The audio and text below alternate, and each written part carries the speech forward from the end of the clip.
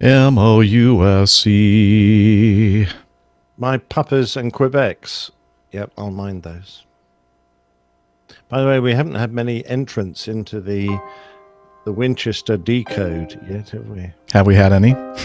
None that I know of. Well, I think I know what that means. Yeah. Nobody's going to play. No. Well, I don't care. Hey, did you see the latest on the Patreon fiasco? Looks like they decided to hold off on making any changes, which is good. Good.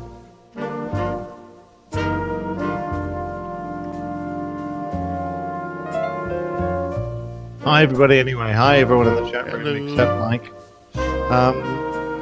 Great to see you all there. Fantastic. Absolutely, Landon, I'm sorry. Yes. I'll be in Dallas tomorrow. Great, cool music, Jeff. It's a U.S. Air Force Airmen of Note, my favorite jazz band. By the way, it's fitting because tomorrow can't hear you. You've gone quiet, Dana. Do your thingy, wind your volume up a bit. It's all the way up. Can you not hear me? Oh, I can hear you now. I can, that's better. That's better. There you go. That's it. I'll get this focus right thing down someday. There we go. Focus right. You got to focus, right? Oh, I've got to turn it all the way up for you guys to hear me. I don't know why. Yeah, to be fair, Dana, I have to do the same on mine. It's because if you have usually the dynamics require more preamp to get them up to level. If you had a condenser and you're using phantom power, then you wouldn't need to crank the pot up, the gain up so high on it. In fact, mine's at is at max chat. I've got mine wound all the way up. Yeah, mine's at max gain 10, and then the monitor is, of course, what I can hear, Mike. And anytime we plug into any of the mixers I use, we're always at the very high gain. The only one that doesn't seem to need it is my H5. That because that's its own preamp. Well, so when I'm using it as an interface and I've got a dynamic plugged in. Yeah, I guess it just has probably a higher. Yeah. I don't know. Nev can probably tell you what the science is, but it's a different kind of preamp gain thing going on. Pip, download a thing called eyeglasses. I think it cost me about $5 or something on my iMac. And, yeah, it's not distracting or irritating at all. No, so go ahead and get it. No, it allows you to. It allows you to zoom. Look like a cuckoo. Yeah, it allows you to look like a cuckoo. It puts a red hat in your head.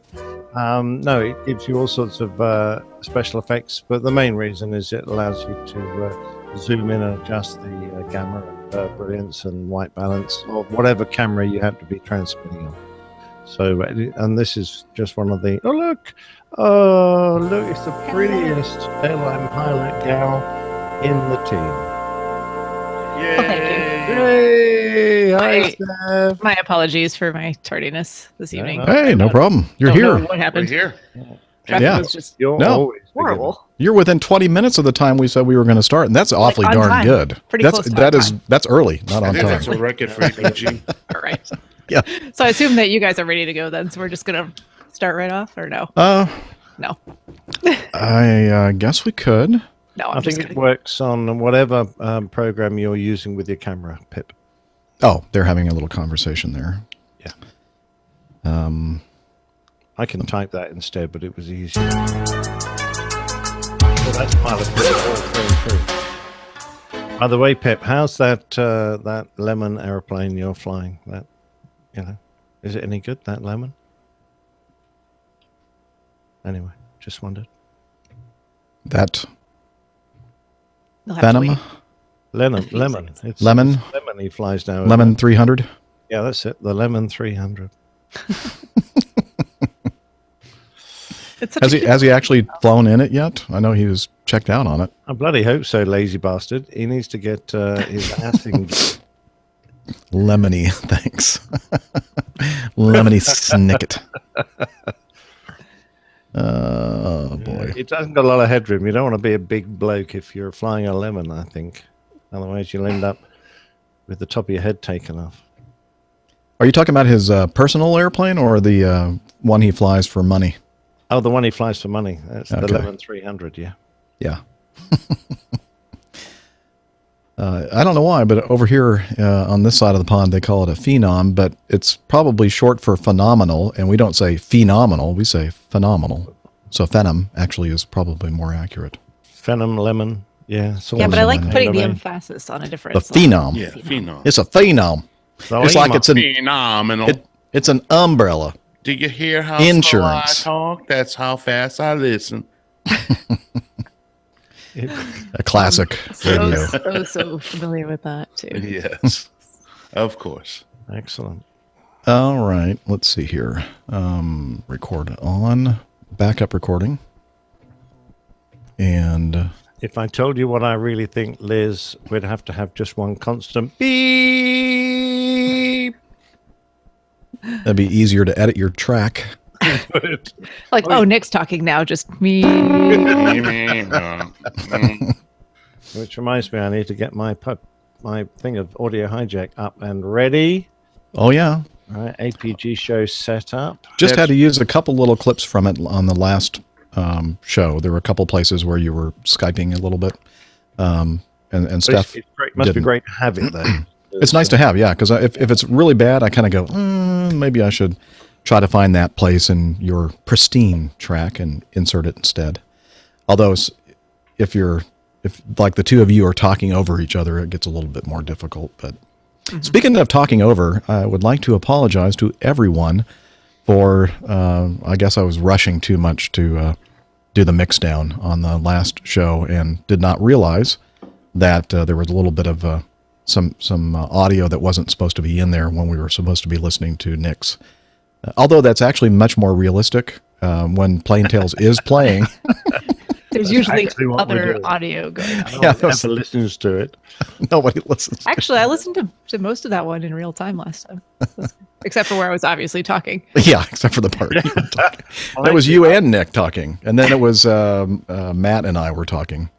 I thought that came from the beginning of the show by the listen to it. It was really weird because it didn't seem to Yeah, be because fitting how as would well. Nick and I actually talk to each other during Plain Tales? That's Yeah, exactly. We can't because it would come out on the feed, wouldn't it? What's that now? If we actually talked to each other, Steph and I talked to each other during the Plain Tale, wouldn't it come out on the feed? in the live yeah. show. Yeah. Oh yeah. So we weren't actually talking to each other then. No, I think it was a recording Oh. of us pre-show. I think it was just something that seemed to glitch in there. Anyway, Yeah, look, I don't know where it you came have from. so much to. I don't know how many times you have to listen to each show, and considering it's like 2.5, 3 hours each time. It's very painful. I have to Yeah. listen to it over and over and over again. Exactly. So that's all the jokes must be very stale by the time you finish. They're not any good even to begin with. And they get worse the more you listen to them.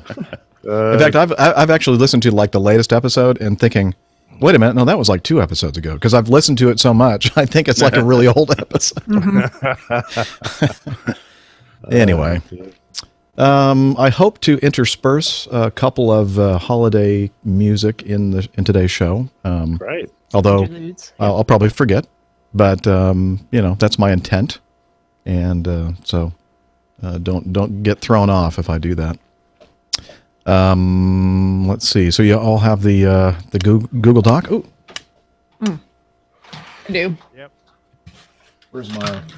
Yep. I didn't put the correct. Oh, here. Oh, I have not changed. Mine still says what it says from 300. So Hold on. Mine says 301. Mine now says 304, and now it has the correct date on it. mine has none of that. So I'll just turn it over like this, so you can't see it. Look at that. Now, I think that's look at you. Wait, it's 304? No, it's 303. Oh, it's 303. Whoops. 303. I was like, huh? What happened to 303? Is it over? It's a good question. Have I been in a coma? See, we've been talking about 303 so much, I thought we'd already done it, right? No. It's the same problem. No, just kidding. That was just a mistake. Landon, before I forget, do you have my contact information, or just send me?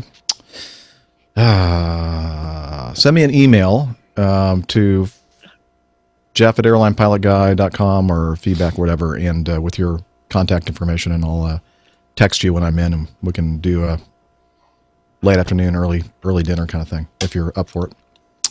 Ow. All right. So this comes off of the board nicely, but doesn't come off the finger so easily. Those are those wet erase markers that you had. Yeah. The dry erase ones do a good job. But I need to get one to actually write on it, because then I could write rude comments to Jeff on it. I won't look at it anyway, so go ahead. All right, let's do the clapper. Turn off all the lights. Okay, so it's going to be 3, 2, 1, clack. Okay, 3, 2, 1. That cracks me up every time. That's it was all within about 2 seconds, I think. it's close enough. Yeah. Well, where I came from, it went clack, clack, clack. It was all very good. Actually, it was all probably within about a second and a half on my end. I heard like 2 together and then 2 separately. So Yeah. And who knows Well, the who's two this Mad who? Dog. Of course, the two Mad Dog pilots had it all synced up. Yeah. Oh, wait a minute. Card full. Yeah, they were That can't be within a right. day of each other. No problem. Okay. Hang on. I have a little technical issue. Big surprise. Surprise. No way. How could this Imagine that. That's how not could this card be possible. full? I have no idea. Because the last show's still on it. I mean, it's a 32 gigabyte card, so I don't know. I must have run it like I constantly. must do at least 32 gigabytes just on my own, surely. Nope. Your files, believe it or not, are right around 2 gigs for a 3-hour show, Okay, all right. which is really not bad. So he's got at least like 4 shows on there then. All the files. I think what happened is I probably was testing something on it, and I was recording, and then I just forgot to turn it off. I bet. Thanks. Okay. Um, Ivor's just come up with some very good information for us Brits. The Orville is starting on Fox next week. That should be on Virgin Media. Oh, excellent! I really like it. Maybe you all will think it's a stupid show, but I think it's very Well, entertaining. Wasn't there a Star Trek spoof with a whole bunch of actors that were abducted? They were Star Trek actors, and they were abducted by real aliens and told to man their starship because they thought they were really good space people. What was that one? It was so funny. I don't know. Anyways, it sounds a bit like Orville. Something and beyond. No. This one is like he's in his commander's office, and he's sitting at the commander's desk, and he's telling him about the fact that he's going to give him command of this. I don't know. It's not like a super duper kind of a spaceship, but it's a generic one anyway. And so he's like, sees something on his desk, and he thinks they're like candies, and he puts one in his mouth, and he said, "Those are marbles." So he's like, that kind of thing. It's kind of fun. Okay. The movie I'm thinking of was Thank You, Ivor, and my Galaxy Quest. That was also very good. Very fun. Galaxy Quest. Yeah. Why does this keep saying it's full? Oh, I know. What's it full of? I know what I Who forgot. continually repeats what the computer says. And someone says, "Will you stop doing that?" She says, "I've got one goddamn job to do on this spaceship, and that's repeat what the computer says." No, shut up. Okay. We understand what he said? Oh, only kidding. So wait a minute. You're saying that we have trouble understanding him and his accent? Is that what you're saying? No. I think I can understand Nick better than I can understand you sometimes, Dana. Well, that's because I mumble my words. Well, that might be. Or it might be I am working on the clarification of my dictation skills. Oh, That sounds Your very good. enunciation. Enunciation, dictation. What's the difference? well, there's a much. Be difference. picky. I was just trying to be more succinct there for you. Yes, thank you. She was just trying to be correct. When have Oh, wow. I ever been correct? I don't know. Never. We are on the APG after all. I'm never correct. That's right. Striving for that 50% barrier. Yes. Yes. Okay. Not getting there.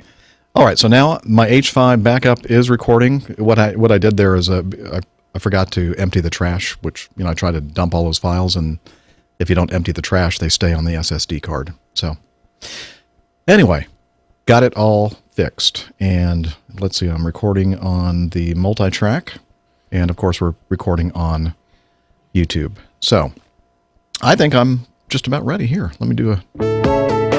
I know it's too loud.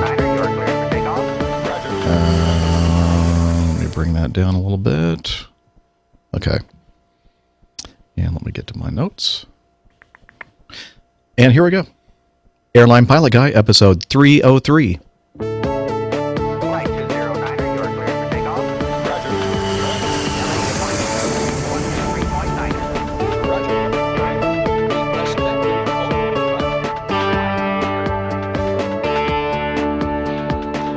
Hello, you're listening to the Airline Pilot Guy Show, the view from our side of the cockpit door.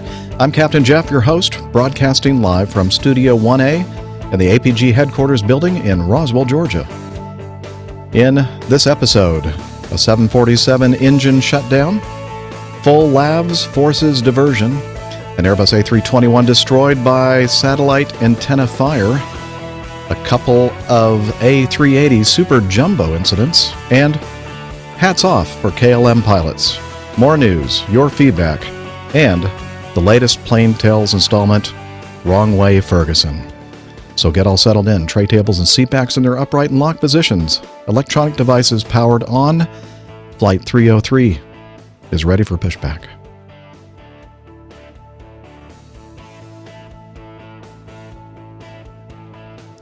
Hello and welcome to the Airline Pilot Guy Show. It's an aviation podcast where we, surprisingly enough, every week talk about aviation. I'm a captain for a major U.S. legacy airline, and joining me from the Carolinas, doctor, skydiver, marathon runner, strength training junkie, IPA connoisseur, and commercial multi-engine instrument-rated pilot, Dr. Steph.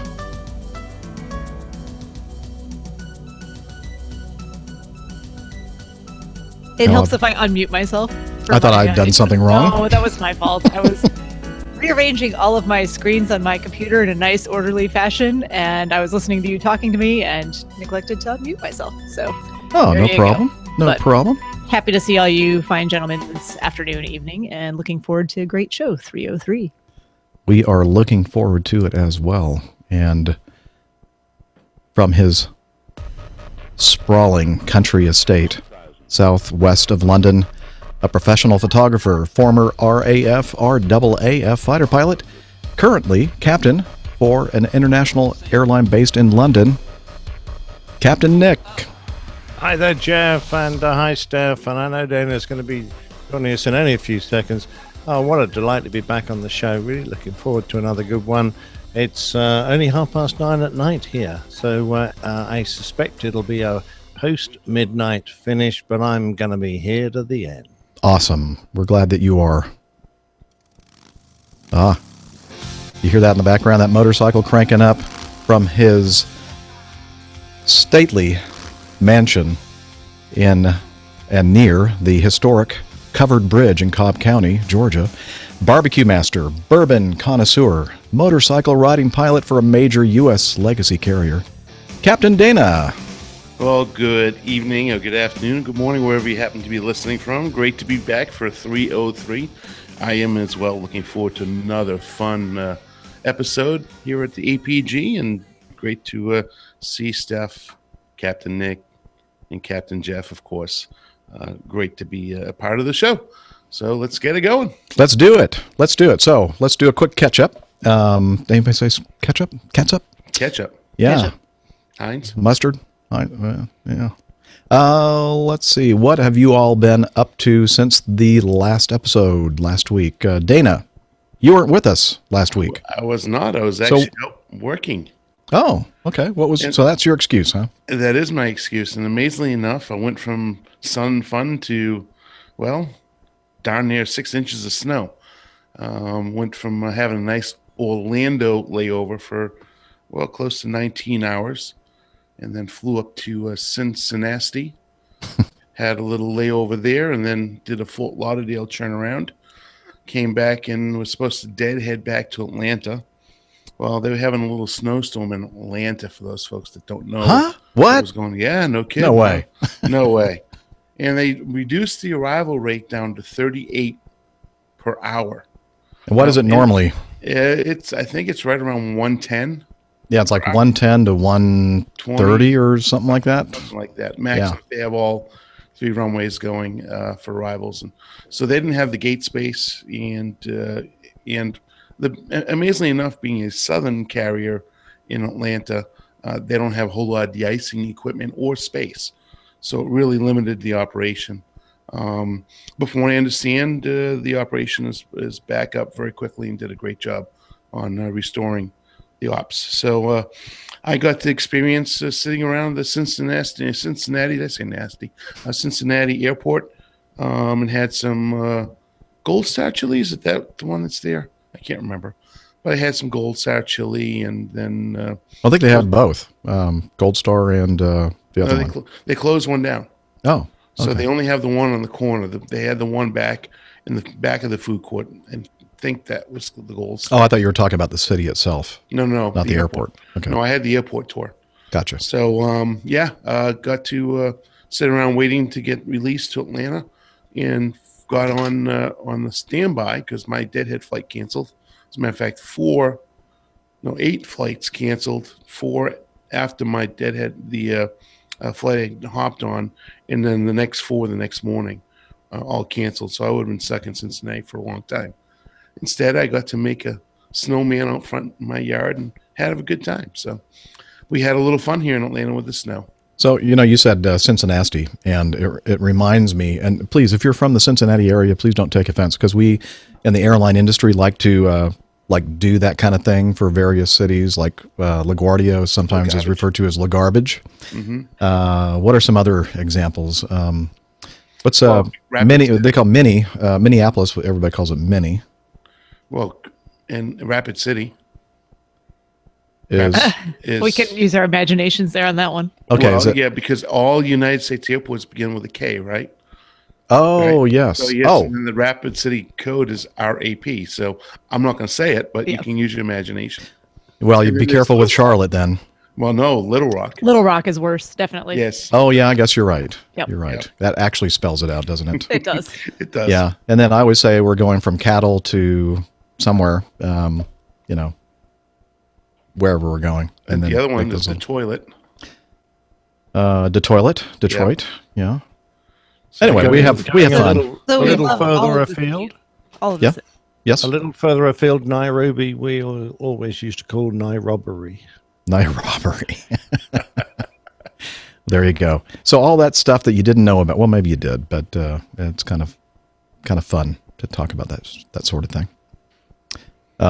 Liz is saying that I need to put a disclaimer in there for the lawyers. Probably too late, Liz. At the end of the show, don't worry. And on the video, by the way, I'm sure that I've already received a note in my email stating that the U.S. Air Force Airman of Note is copyrighted material, but it's not. It's a government institution, and you cannot copyright their work. So, but that still doesn't Need to mean put that I'm. disclaimer in at the beginning too. I am going to get the nasty note from YouTube, and then probably it's not going to be available in certain countries, and for that I apologize. But if you're listening to the audio only, chances are you'll be able to get it. So, anywho, let's see what else is going on. Steph, were you caught up in any kind of snow activity there in Charlotte? No, it's on what day? Friday? No, Thursday. What day did it? It was actually Friday. It was Friday. Yeah. But I actually want to say it was on. Or may have been Saturday for you. Yeah, Saturday for The day that you No. went to I went to Chicago. Chicago on Saturday, so I didn't see any. There was not a lot of snow here. There was one day where we had kind of big fat flakes coming down for a couple of hours. And I actually want to say it was on Thursday, but that doesn't seem right. Must have been Friday. Yeah, we didn't get I anything. somehow until ended up Friday. at Starbucks and was watching that. Yeah, I think it was Thursday. Anyway, whatever day it was, none of it stuck to the ground, so it doesn't really matter. But it was kind of nice to see, have a little wintry pre-Christmas, get you in the spirit of the holidays kind of thing. Especially since we don't get that too often down here in the South, but we definitely didn't have what Atlanta had.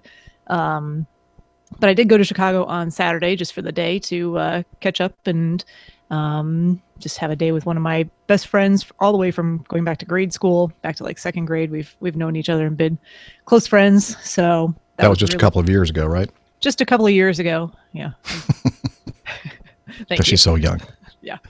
It was more than a couple of years ago. But anyway, great friend of mine. And leaving Charlotte just because it mostly had rained overnight. There was a little bit of snow, but with the temperatures, we did de-ice on the way out of Charlotte. And then we got to Chicago Midway where it was snowing.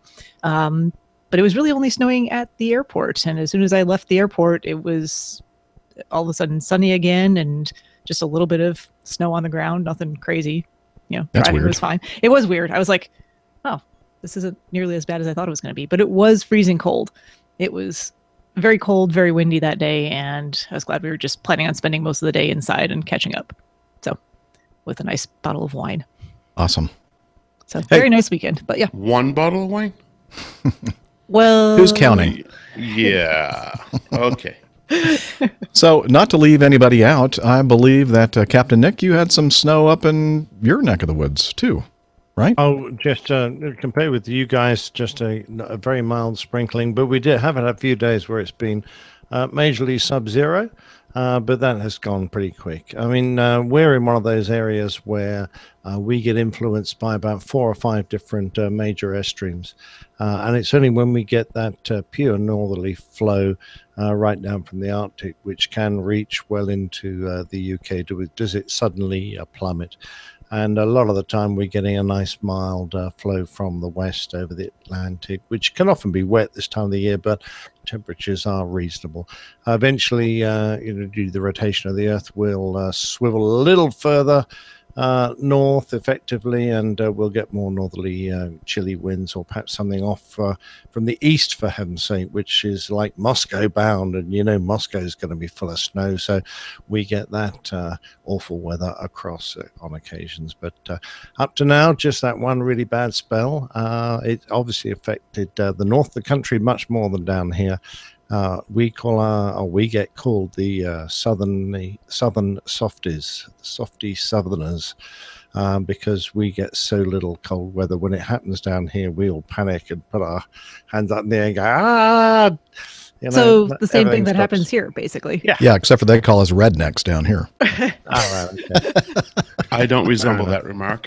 Yeah, See, Dana will be well familiar with true wintry conditions from Boston when it gets pretty lousy out there. It does. So, Captain Nick, your wonderful Plain Tales episode, in which the first version of episode 302 had some extraneous audio over it, and we do apologize for that. I got the fixed version up the next day. Very quick. But anyway, it was Nick's Brevity Code. You had some kind of a contest in there. So I'm sure we have just tons of people sending in email to our mailbag to try to win this contest. Yeah, I know there's too many for me to go through and okay. the winner. So I'm just going to have to give the answer. Okay. Now, aren't I? So the question was, it was an imaginary version of Colonel Jeff in his Eagle, and he's in a fight, and he's using his NATO brevity code to tell his controllers he's in a bit of trouble, and he uses the following phrase: a Winchester tumbleweed bingo, spike in my 6, sandwiched bogey dope, parrot dead, hold hands, scramming home plate weeds. So the question was, what does all that stuff mean? And here's the answer. So okay. Pin your ears back, guys. It means no ordnance remaining, limited situational awareness, what we might call a grape, hanging in the air ready to be plucked, minimum fuel state, need to return to base with a radar warning receiver indication of an AI threat in track, launch, or unknown mode directly behind me. That's Spike in my 6? That's it, Spike in my 6. He's about to get shot down. My aircraft is positioned between opposing aircraft, and I request target information. So that would be bogey dope, My transponder isn't working. Parrot dead. Stay in visual formation. Hold hands. I need an emergency directive to egress for survival reasons. So scramming to my home airfield, home plate, below 2,000 feet in the weeds. So that's what it all meant. So why would Colonel Jeff say it like all that? That's just crazy. We're gonna have to, because it took a lot. It's a lot. It's a lot quicker to say that. No, actually, I assembled a whole bunch of code words together. Normally, you'd just use them one at a time. So, okay, good. You'd If you tell have to the use all of those together, you're really in a tough You'd have to spot. go see the flight surgeon. Yeah, is that right? You might say, I'm Winchester and heading home plate. So I've no weapons left. I'm heading for base. Or you might just call a 6, spike in my 6. And that would that would be one event, but have all that in one go. I think only Colonel Jeff could probably manage all that in one go. Well, he kind of babbles like that a lot. So after he's had a couple of beers, being an Eagle driver, they did tend to suffer this sort of thing quite regularly. Oh boy! Wow. Here we go. So it's not just limited to Airbus and Boeing. Back. Good Lord, no. Good Lord, no. Okay. Yeah. Oh boy. Hey, you know what? I got some great news today. Do you remember this gentleman flying the C-130? In fact, he went up to what was the name of the base? Starts with an M in England. Mildenhall. Mildenhall. And you mean, CJ? CJ, yeah. Well, CJ sent some correspondence, and he says, and I figured that this would be the best time to do it, right at the beginning of the show. Captain Jeff, Dr. Steph, Old Dot Pilot, Captain Dana/Tony, and APG crew. I don't know whoever's left in that, but anyway, covers everything. It's been about 13 months since my appearance on APG at the Farnborough meetup, and then as the subject of one of Captain Nick's interviews, and I thought I'd send an update. After retiring from the Air Force in February, I spent 7.5 months as a CRJ First Officer with Sky Acme, based in Chicago. This week, we had no idea. I didn't know anyway. Did you guys know that he had gotten hired by... I knew he was applying, but I didn't know how far he got. Okay. This week, I'll mention that this week is the second week of December, since this might not get played until March. Very funny. I actually got this today. I just completed OE, or what we sometimes call it IOE, with Acme, and now am qualified as one of Acme's newest Mad Dog First Officers based in Atlanta. Hey! Fantastic. Good effort. Now, does that mean he has to start frothing at the mouth now? Since he's a mad dog? Small. It's just minor part of the job requirement. Yeah. Yes. Does he Anyway. have his shots? He goes on, and what's exciting about that is that I might get the chance to fly with CJ sometime soon. Yeah, he's such a cool guy. Yeah, so I seriously, he goes on, I seriously cannot overstate how much help you and the APG crew were in landing my dream job at Acme. I'm sorry I was out of the area doing OE during episode 300. It looked like a lot of fun. Looking forward to many more episodes, many more debates about Airbus versus Boeing, many hours of hand flying by sundial. Sorry, bad Mad Dog joke. And maybe even seeing you out on the line. Regards, former C-130 CJ. CJ Hemmer, now Acme First Officer. That is such great news, and congratulations. And we never doubted that you could get where you wanted to go, CJ. So That's awesome. That was his aim, and he's achieved it. So brilliant. Thumbs up. Good job, CJ. Congratulations. Welcome. Yeah, we're seeing more and more of these kind of stories, all over the APG community, and it's really rewarding to all of us that we're helping people and encouraging people, motivating them to go for it, and we hope that we continue to do so and not have the opposite effect on you. And if we do, you don't have to let us know. Yeah, don't send in the email. We'll just throw it in the Quietly. trash. It's okay. Circular file. Yeah. All right. Anything else before we head on to the coffee fund? I don't think so. Not here. Nope, not here. All right, let's do the coffee fund then.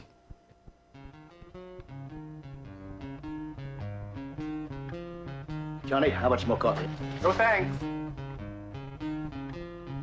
I love coffee, I love tea, I love the Java Jive and it loves me. Coffee and tea and the Java and me. Cup, a cup, a cup, a cup, a cup. Well, apparently I can't sing that low.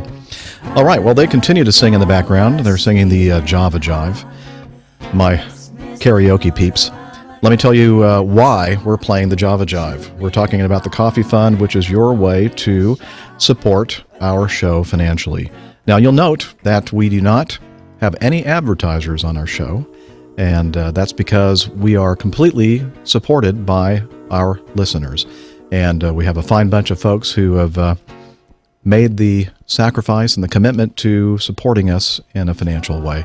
As we always like to say, though, if you need your money for the essentials of life, which includes flying lessons, please don't send us any money. But if you happen to be doing well and you're a successful person and you want to help us out and help encourage us to continue this thing, please consider joining the Coffee Fund cadre. And you can learn information about how you can do that over at airlinepilotguide.com/coffee. And since the last episode, a recurring donation from Jeff and Anissa Moeller in the Northern California Bay Area. They sent in their monthly donation via the Coffee Fund Classic method, which is via PayPal. And on the Patreon side of things, we had a couple patrons that left, and this is true every episode. People's financial situations change, and their tastes change, and all that kind of stuff, and so it's not unusual for us to see a few that have dropped out. But good news is we have some new pledges, some new patrons since the last show. I believe we mentioned Vaughn Turney on the last show, but if not, we'll mention him again. Vaughn, welcome. And Steve Perry actually bumped his up from $1 to $4 per episode, so thank you very much, Stephen Perry, for that. And Dave S., a new patron, a new producer. Thank you very much for your commitment. Thank you very much, all of you, for your contributions to the Coffee Fund. Again, airlinepilotguide.com/coffee.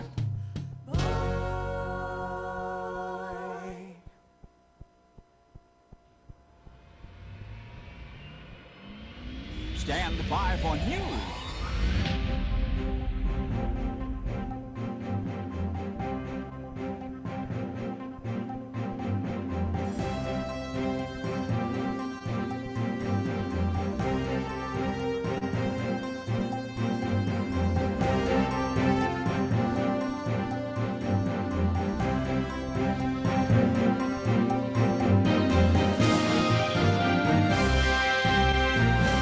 Okay, let's hit the news folder, and let's start with this British Airways Boeing 747-400 at Phoenix on December 6th. We're recording this today. It is the 13th, so about a week ago. This is from the Aviation Herald, a British Airways Boeing 747-400 registration. Usually I skip over the registration, but then people that do a lot of serious plane spotting say, don't do that. We do care about the registration. So Golf, Charlie, India, Victor, Mike, performing flight BA-288 from Phoenix to London Heathrow with 234 people on board, was in the initial climb out of Phoenix's runway 8 when the crew declared Mayday, Mayday, Mayday, reporting the number 3 engine, an RB-211 Rolls-Royce, inboard right hand, was shut down and advising they'd stop the climb at 6,000 feet and enter a hold. A runway inspection was conducted. The next arrival needed to go around due to the ongoing runway inspection. While in the hold, the crew advised that they had no fire and wanted to dump fuel. The aircraft climbed to 8,000 feet later than 10,000 feet, dumped fuel, and returned to Phoenix for a safe landing on runway 8 about 1 hour after departure. There's a video in this, it'll be in the show notes, this link to the Aviation Herald, and you can see the what appears to me to be a serious compressor stalling situation on the number 3 engine, and they, safely secured the engine and decided that the best thing to do would be to lower the weight of the aircraft, and then put it back down on the ground at Phoenix. But the interesting thing to me, and I don't know if you all had a chance to read some of these comments in the Aviation Herald website, but many of them were kind of faulting the crew for not just going from there all the way to London Heathrow on 3 engines. And of course, the airplane is capable of doing that, but airline policies and some of the regulatory agencies may have taken umbrage doing that sort of thing. Now, I'm not sure what the CAA or the what's your new European EASA. EASA, there we go, would think about it. But I know that the FAA would definitely frown about taking an airplane that you've just taken off and then going all the way across the Atlantic Ocean on just 3 engines. What do you think? It's happened before, Jeff. A BA 747 got airborne out of Los Angeles, and they had an engine failure, and I don't think it was nearly as dramatic as this one. And they decided to continue and see how they were going to cope getting home, and they went across America, and everything seemed to be fine, so they carried on across the Atlantic. Not sure if they got all the way back to Heathrow, because of course with one dead engine your fuel consumption is going to be a little higher. They may have thrown into Shannon or somewhere like that, and there were a lot of quite serious questions asked, and I never found out anything because there was no official inquiry that I know of, but certainly a lot of doubt was cast on whether that was the most sensible actions of the crew. And this was considerably more dramatic than that, I think. So my feeling is that the crew did exactly the right thing.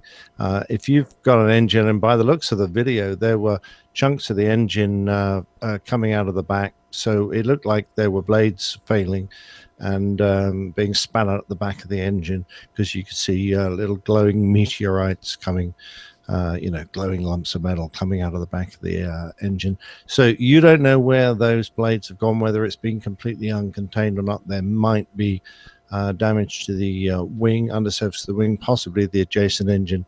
And in my mind, whenever I've got a system failure like that, I go, okay, I'm now down to 3 systems or 3 engines or whatever the situation is. The next failure I'm going to get, assuming it's on the same system, will leave me with only 2. Now, with 3, I might be just about okay. If I'm halfway across the Atlantic and I lose another engine, what sort of a situation am I in?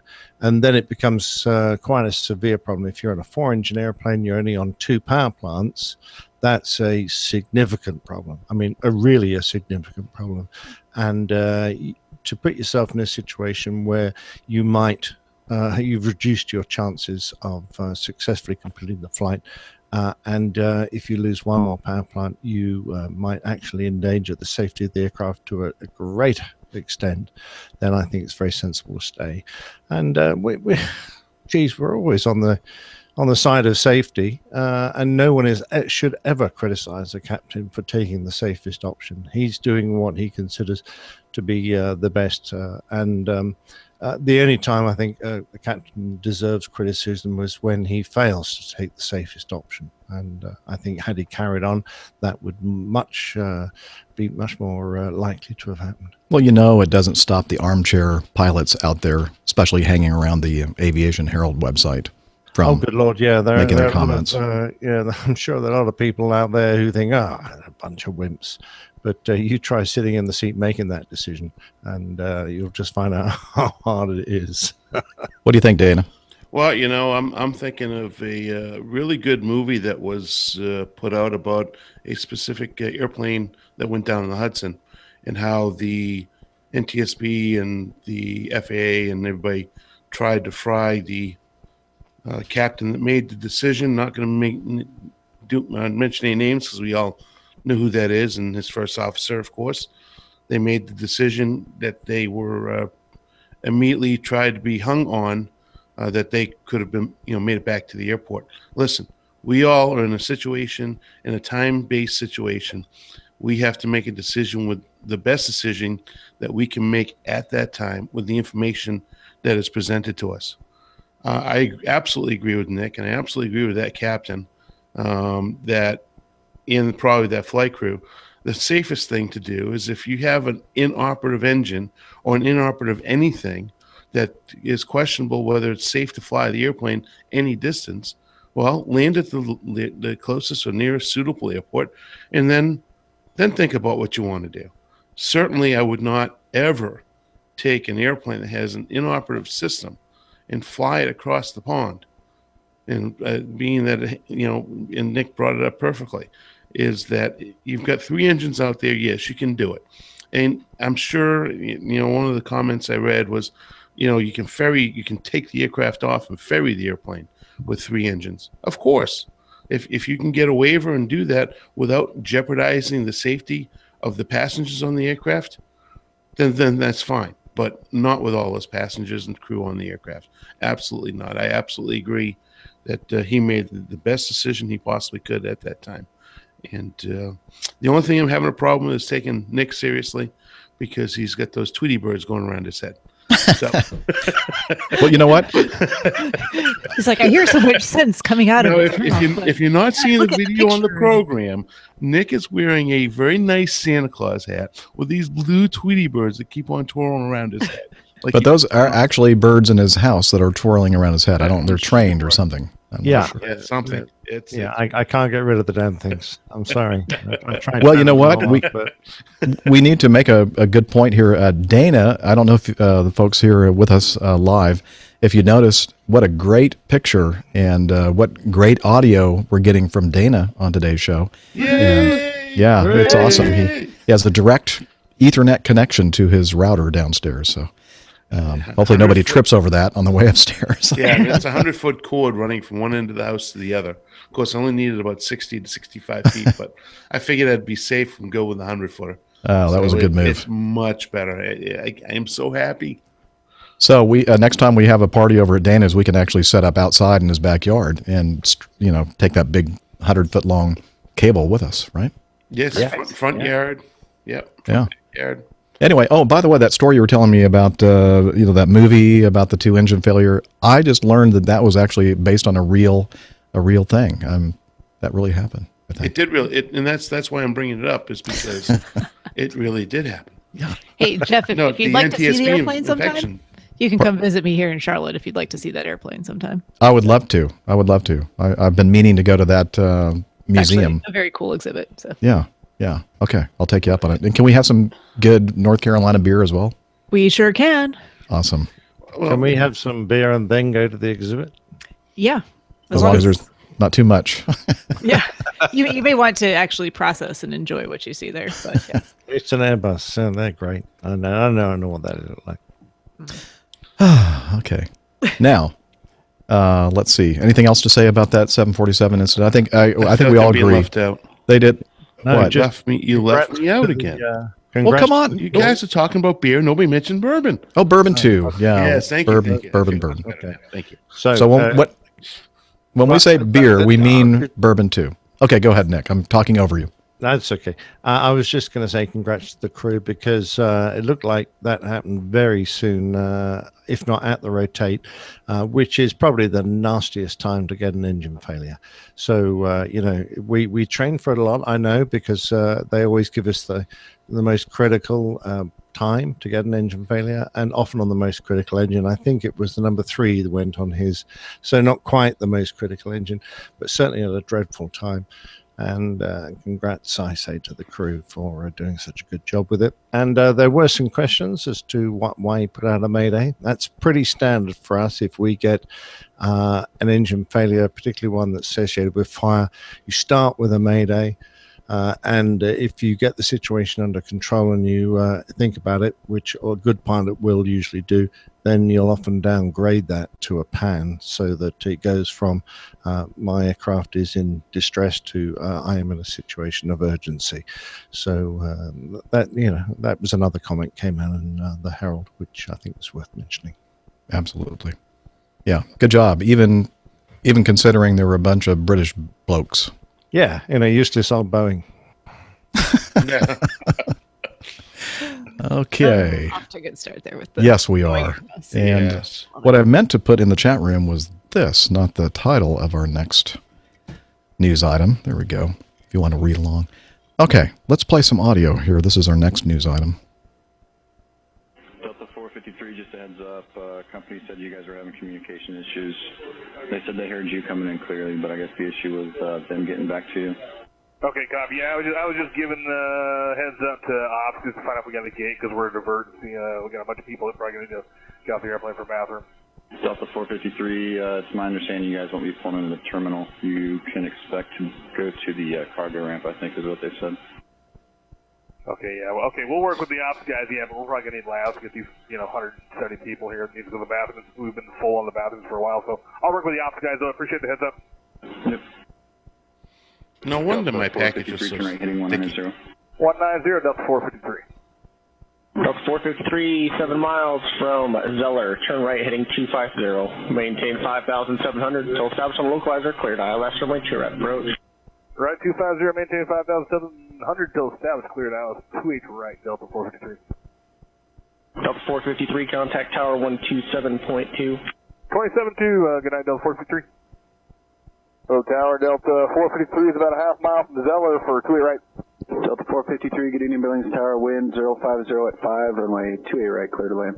Clear to land 28 right, Delta 453.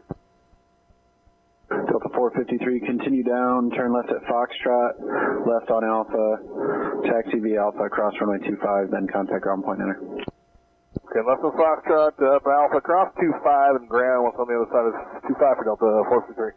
And it looks like you'll be parking over towards the tower, but ground will bring you on over with Progressive. Yeah, we're working that. We're trying to figure out if we get a gate. They're not going to put you at a gate. It doesn't look like they got ground personnel and everything out here in front of the tower. Okay, yeah, we're working. Delta 453, go ahead and just remain this frequency if you haven't already pushed ground, and we'll just do it all here. Okay, no, I'm staying with you until I cross 25, but I'll stay with you now, and we got I think we're following fast enough. Yeah, it's that Charlie vehicle straight ahead, coming out with the orange lights. Just follow them. They're going to you got to kind of loop around back towards the tower, and you're going to face the FedEx 75 that's over here off my left side. And they got some ground guides and some marshals for you. Okay, thanks. Appreciate it, Delta 453. All right, for Delta 453, also be advised we may have some passengers that urgently need to find a lavatory. Gotta All right, go. Charlie 4, you got that? Gotta go. Gotta go. Let me off the airplane. They were probably not happy to learn that they were not going to get a gate, because that's usually where the bathrooms are located, in the terminal, after you get off the airplane through the jetway. Probably not. I'm not sure exactly what happened after that. But this was a Delta Airlines Boeing 757-200 performing flight 453 from New York to Seattle. It was en route at flight level 380, about 180 nautical miles north of Billings, Montana, when all toilets ceased functioning, with passengers queuing up and indicating they needed to visit the toilet. And that's not a very comfortable thing. Advising all toilets were full and passengers needed to go really bad, the crew decided to divert to Billings, where the aircraft landed safely on runway 28 right. We just heard that. No gate was available. The aircraft taxied to the cargo apron, advising again there were a couple of passengers that needed to empty their bladders on the tarmac, apparently. They had to go very, very urgently. They were probably doing the dance, and we all know what that is. Well, one has to question, did they service the labs before they left JFK, or the other question is, are people really full of that much crap? Probably. Good question. Yeah, that is a good question. It's a good Now, philosophical question. now, if Dispatcher Mike were with us in the chat room, he could probably answer that. And I think I've heard him, or I've seen him discuss this kind of an issue on a different airplane, maybe the 76 or whatever, where it was about to head out over the pond, and they ended up stopping short and not going over the Atlantic routes because of the fact that the system was not working, and they had to get that fixed before they proceeded for hours over the North Atlantic. Have you ever had that kind of situation, Nick, where you had toilets kind of acting up? Well, yeah, some 20 odd years ago, when, in fact, more than that, when we first got the 340s, they had a pretty, what's a sensible term to use, fragile or toilet system, and it was all based around the two tanks at the back of the aircraft, and they were much too clever for their own good, and they frequently used to fail by indicating they were full when they weren't. And it would instantly shut down all the toilets on that side of the aircraft. And if the other tank that had the same fault, then you had no toilets whatsoever. And at one point, Acme Red's boss, the big man at the top, after a few weeks of this and some dreadful PR, he basically said to Airbus, if you don't get some guys, this was on a Friday afternoon, you can just imagine what happened at Airbus headquarters, if you don't get these toilets fixed, in the next 48 hours, I'm going to have these aircraft all back on your airfield at Toulouse, and that'll be the last we'll see of them. So with that threat hanging in the air, I mean, this is apocryphal. This is what we heard. So sounds pretty like him. But very quickly, they found a way to disable these sensors in the short term and get everything working again. But we just had a dreadful few months when we first brought these into service. They're, of course, very reliable now. But this was back in the early days. We were the launch customer for that aircraft. So, in the UK. So, yeah, it was an interesting time. I mean, what do they have 6-sack on the airplane for? Just use that. I don't want to be sitting next to the person that had to use a 6-sack. Go to the bathroom and just file them neatly. I can't wait till you're Captain Dana. Yeah, exactly right. It'll be a completely different headline in the aviation herald. Just pull toilets your broken, 6-sack. passengers forced to use. Yeah. Acme Captain doesn't last but 2 trips before grounded. For bad decision. Pathetic decision making. Anyway, this is not like we were ever doing 1 hour and a half trips. I mean, the shortest trip was 6 hours. So yeah, this was about probably a 6-hour flight going from Kennedy to Seattle is probably at least 6 hours, I would imagine. Okay. Yeah. I think the captain made a sensible decision because it probably didn't take long to have a splash and dash. In more ways than one. He had to passengers had to splash, and he had to have a bit of splash of fuel, and then he dashed off again. He was probably on the ground for an hour. You know what? The only reason why he diverted, right? It's because the pilots had to go to the bathroom. Had to go to the bathroom. Exactly. They didn't say which passengers had to urgently. No. Yeah. Count the pilots as passengers. I'm thinking the same thing, Dana. I know what happened here. I know what happened. Well, to be absolutely fair, that was it. Who was on the tarmac going to the bathroom? I love it. We're often glued to our seats, for the whole hour before departure. The passengers can at least use the facilities right up to the point at which we start moving. We're often stuck in our seats well before that. So we have an extra hour of bladder capacity to try and cope with. Yeah. You don't have a PDP procedure? Pre-departure P? Yeah, pre-departure P. We don't do that. No. Come on now. We do. Even on our short flights, Even on a flight to Augusta.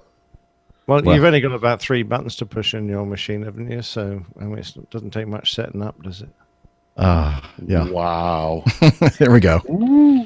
Ding. Well, it's the first. Wow. Counter that with popular. Come the gloves now. Popular theory would say that there's not many buttons to push in the Airbus either. It's just the takeoff and land. I wouldn't even say they have buttons. No. It's not even a button. It's voice command. It's a switch. Okay. So the passengers were able to disembark to find relief of built-up pressures, according to Simon. The aircraft continued to Seattle about 3 hours on the ground, after about 3 hours on the ground in Billings, and reached Seattle after about 105 minutes with a delay of 3.5 hours. So there you go. A happy ending, except that they weren't there on schedule. Oh well. This is not a happy ending for, let's see, who is this? Qatar or Qatar? Your choice. They had an Airbus A321-231 on the ramp in Doha, I believe. They were doing some maintenance work on the airplane, apparently adjusting or doing some work on the in-flight entertainment system. The satellite antenna caught fire during maintenance, and they were parked on a remote stand. and the fire burnt through a good portion of the upper fuselage of that airplane. And I was reading somewhere that somebody said that it's most likely a complete hull loss. And the airplane was only about 7 years, 5 months old. Yeah. Did you see any of the pictures? Yeah, it's horrible. Pretty incredible. I mean, the whole inside is just burned, and lots of holes in the top of the fuselage. How come I'm not shedding one tear? I don't know. Well, it's Qatar, number one. Number two, it's an Airbus. So Okay. I'm not going to cry one bit. Well, anyway, I think that in this case that this would be is that part of the fuselage, is that composite on the A321, or is that No, that's aluminum, isn't it, or aluminium? Yep. Excuse me. I mean, the thing that sends shivers down my spine, Jeff, is that this just smacks of. I'm sure that you've had the same thought. Swiss Air Flight 111, 111, that had a similar sort of problem. Theirs was an entertainment system that had shorted out and set light to the insulation between the skin and the plastic interior of the aircraft, and of course, that was an appalling accident where everyone on board was killed when they tried to divert the aircraft to Halifax, didn't make it in time, and the thought of the captain out of his seat trying to fight the fire, and the first officer at the controls desperately trying to keep airborne with the flames filling the cockpit would have just sent. It'd been a nightmare scenario for any pilot. So the fact that this happened on the ground, thank God it did, and it didn't happen airborne. If it was an engineering problem, then perhaps it wouldn't have happened airborne, but still, any possibility of this kind of internal fire of that severity just fills me with dread. Yeah. Well, I was just thinking, I mean, almost all commercial aircraft, well, not all, but quite a number of commercial aircraft out there have these in-flight entertainment systems and lots of wiring and electrical, and I mean, not just the in-flight entertainment systems, but it is scary to think that, something like that can short and catch fire, and who knows what happened in this circumstance, whether it was related to the maintenance somehow. I don't know that it was, but yeah. They're trying to make it sound that way anyway. They are, but just something to think about. So, anyway, that was a shame to lose a perfectly good airplane like that. But as we said, good thing it happened on the ground and nobody was hurt. Absolutely. This one, a little bit of a lighter kind of news. KLM pilots will take their caps off. And KLM has made the announcement that pilots have worn caps since the earliest days of KLM's existence. Over the years, the style and look of the cap has changed to suit the fashion of the day. KLM no longer sees any added value in pilots wearing caps. Besides, the aim is to give pilots a more modern and accessible appearance. Consequently, the pilot's cap for women and men will no longer be worn at KLM and KLM City Hopper, starting January 1st, 2018. Didn't we just talk about this on the last show about, the uniform and how, I thought that the cap, the hat that we wear as pilots really kind of sets us apart and gives us an authoritative look, and I think it's a essential part of the uniform. Yeah. Oh well. I don't know. There are a lot of younger men who think a hat is a dreadful thing to wear, and they ought to do anything to avoid bringing it to work or wearing it, despite the fact that it's a compulsory part of the uniform. Yeah. I might see this as a cost-cutting measure, since each hat probably costs somewhere between 60 and 80 pounds. I don't know, that's close to $100. And you multiply that by the number of pilots, and that's quite a lot of money.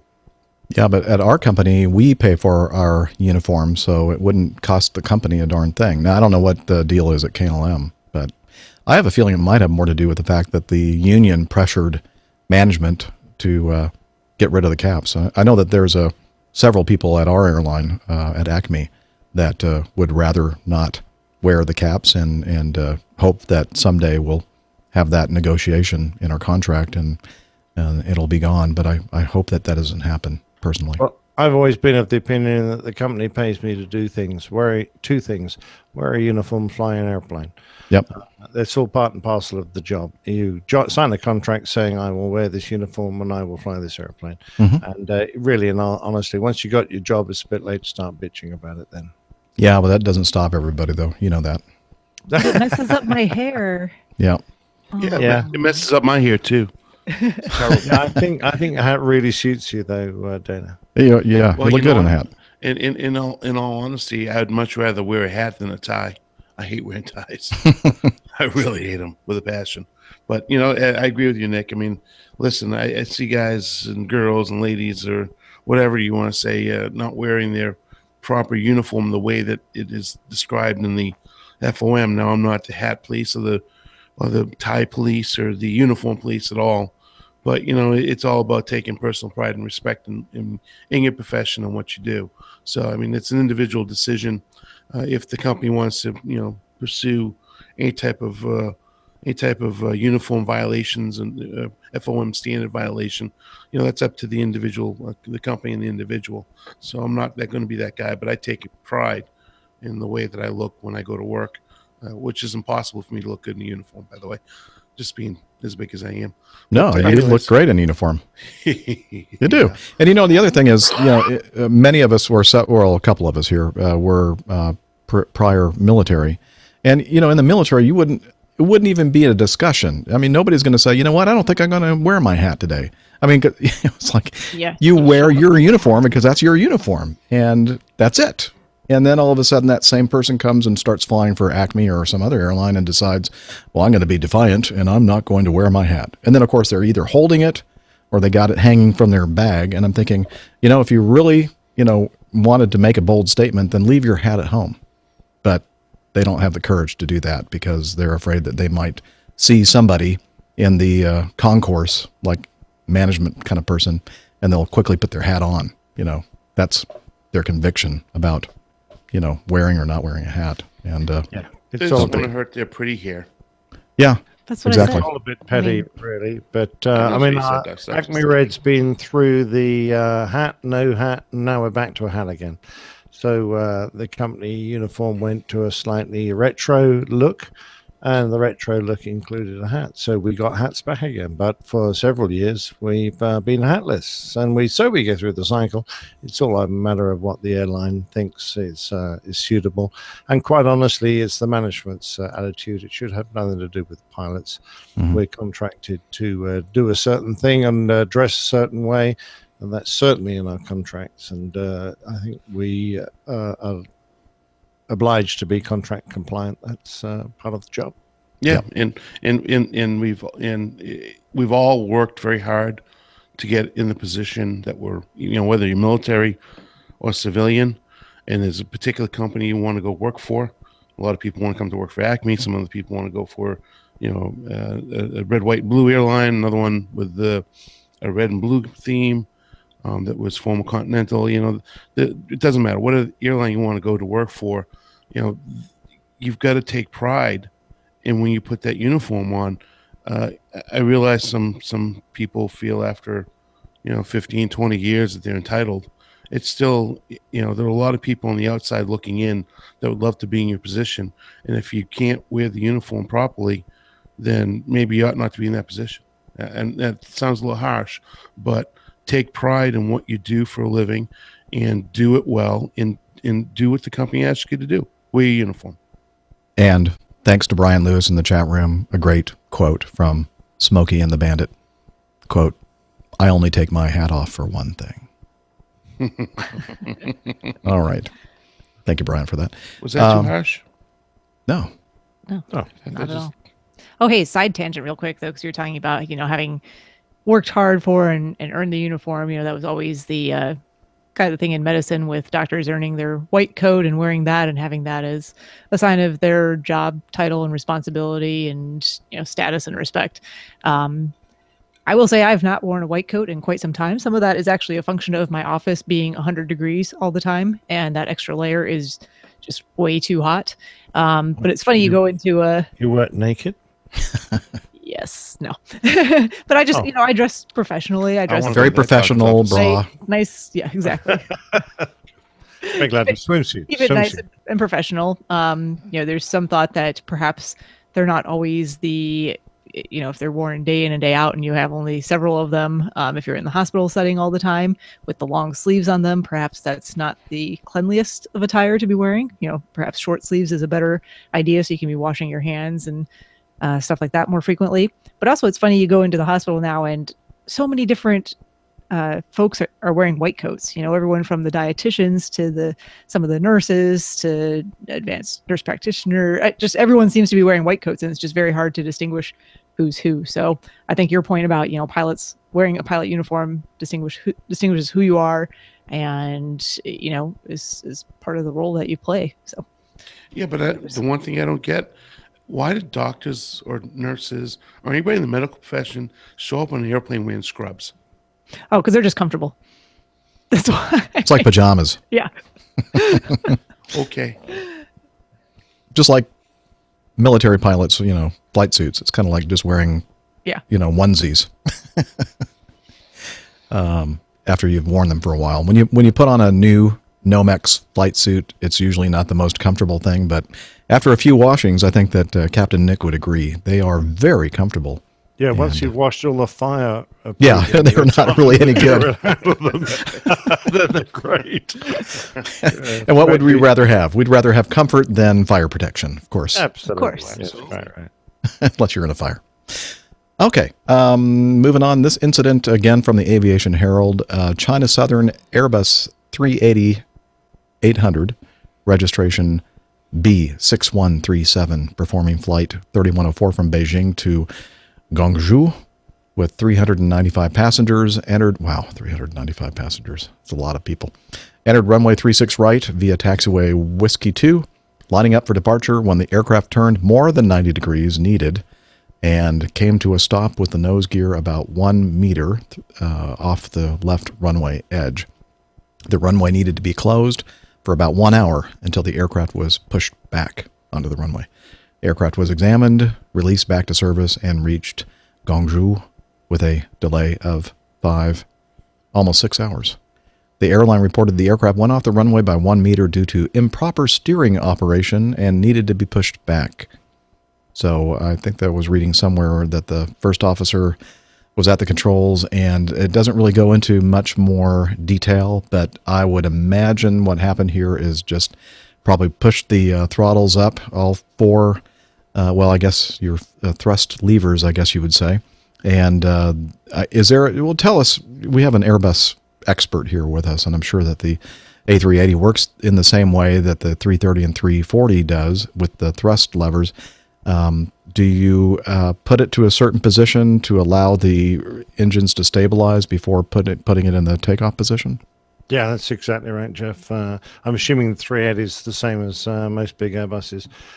We have a position that just brings the engines up from idle.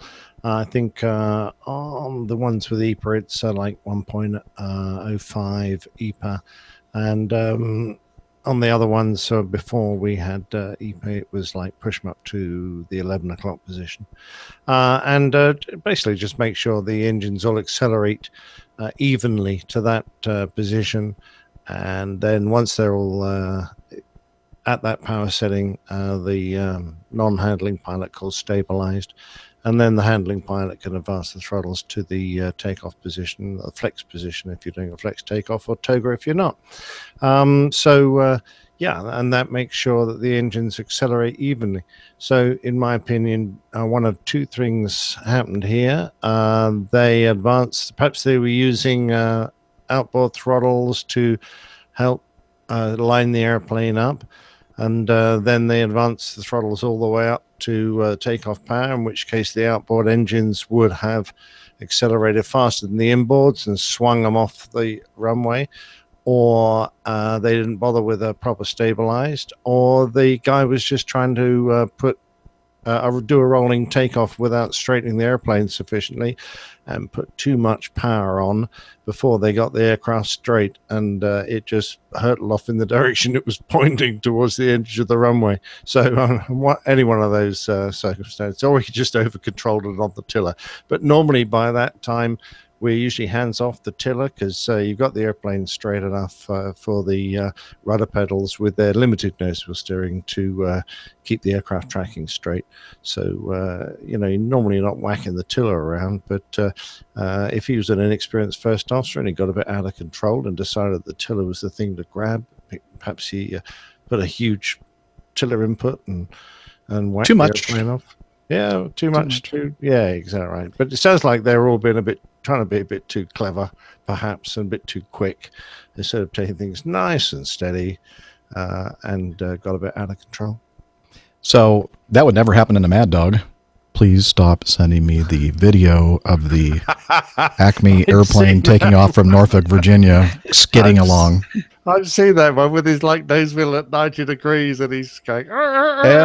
Every month I get somebody, hey, have you seen this? Yeah. Have you listened to the show? We've talked about it several times. And no, it wasn't me, as far as I remember. That's a nice caveat, Jen. As far as I think it was Dana. No. It was an old paint job, so it was quite some time ago that happened, actually. I mean, we all think it's a nice slick maneuver if you've got the airplane well under control to do a rolling takeoff as you smoothly bring the nose wheel onto the center line with the aircraft perfectly lined up. The guy calls stabilize and you hit the full power and off you go.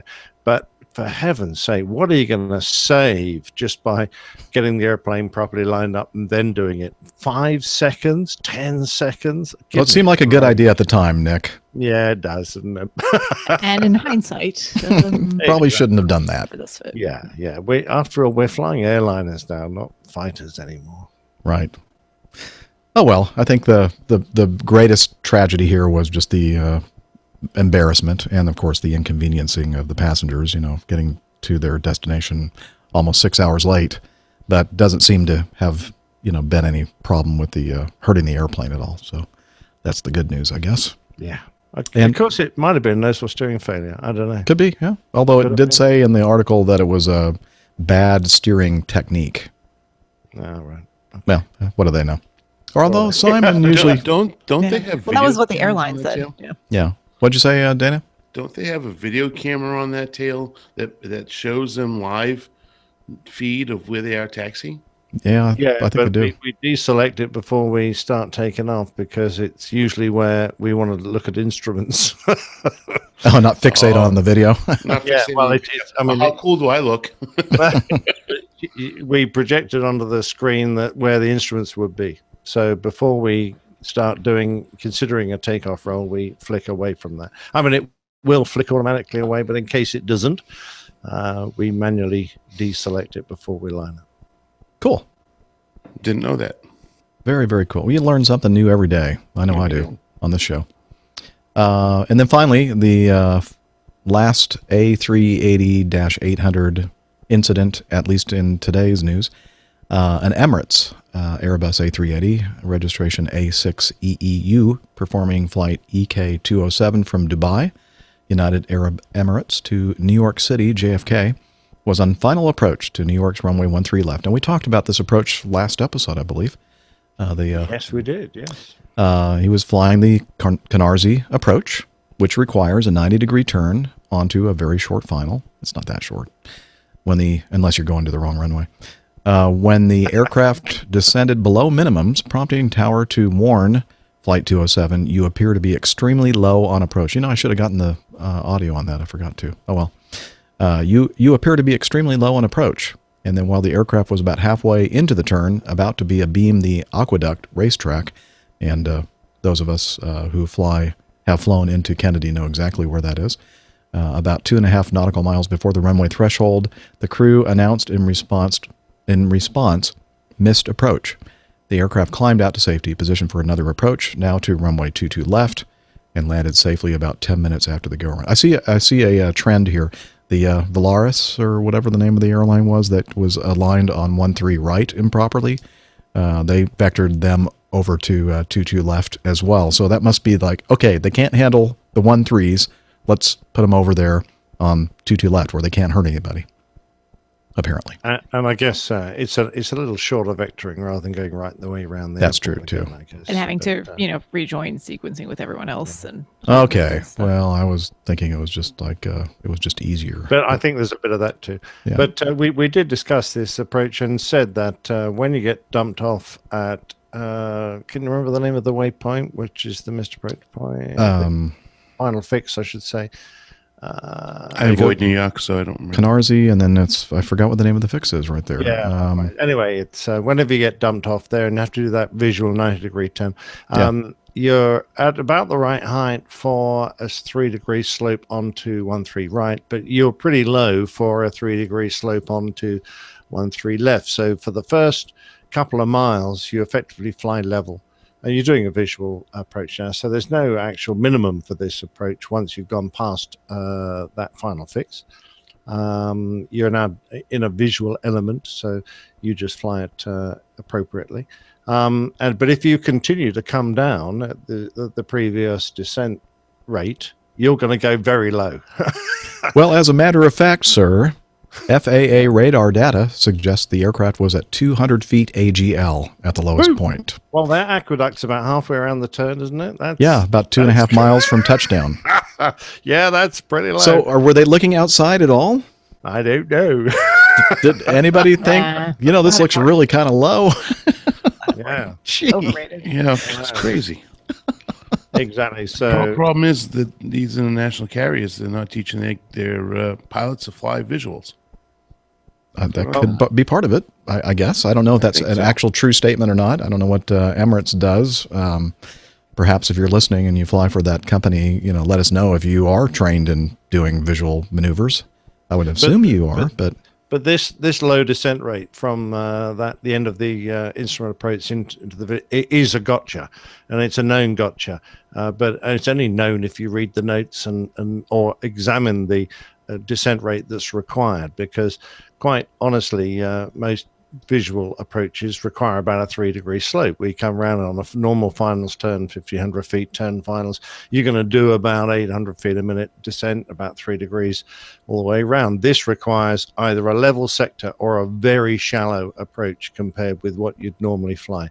And if you do fly a normal visual finals turn with the normal rate of descent you would do, you're going to end up where this bloke ended up. And unless you realize that beforehand, then he's going to drop himself in it. I wonder if this is the same Emirates A380 crew that in September was flying into Moscow and got about 400 feet above the ground, 8 nautical miles away from the runway.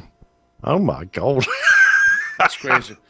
You ever hear 3 to 1? I mean, it's pretty easy to calculate. Well, math, Yeah, well, it's easy. Not everybody's got a calculator in their head, Dana. Oh, that's right. Not everybody flies Jurassic jets like we do. That's true. Have to think about these things. Yeah. I mean, just looking out the window, if you're 400 feet above the ground at 8 miles away from the airport, it's going to look wrong, don't you think? Yeah, there's going to be like no runway. Yeah, you won't be able to see the runway.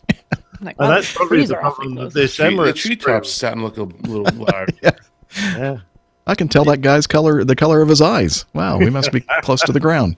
Oh, man. What were that couple doing in that apartment as we flew by? At least they had the sense to go around.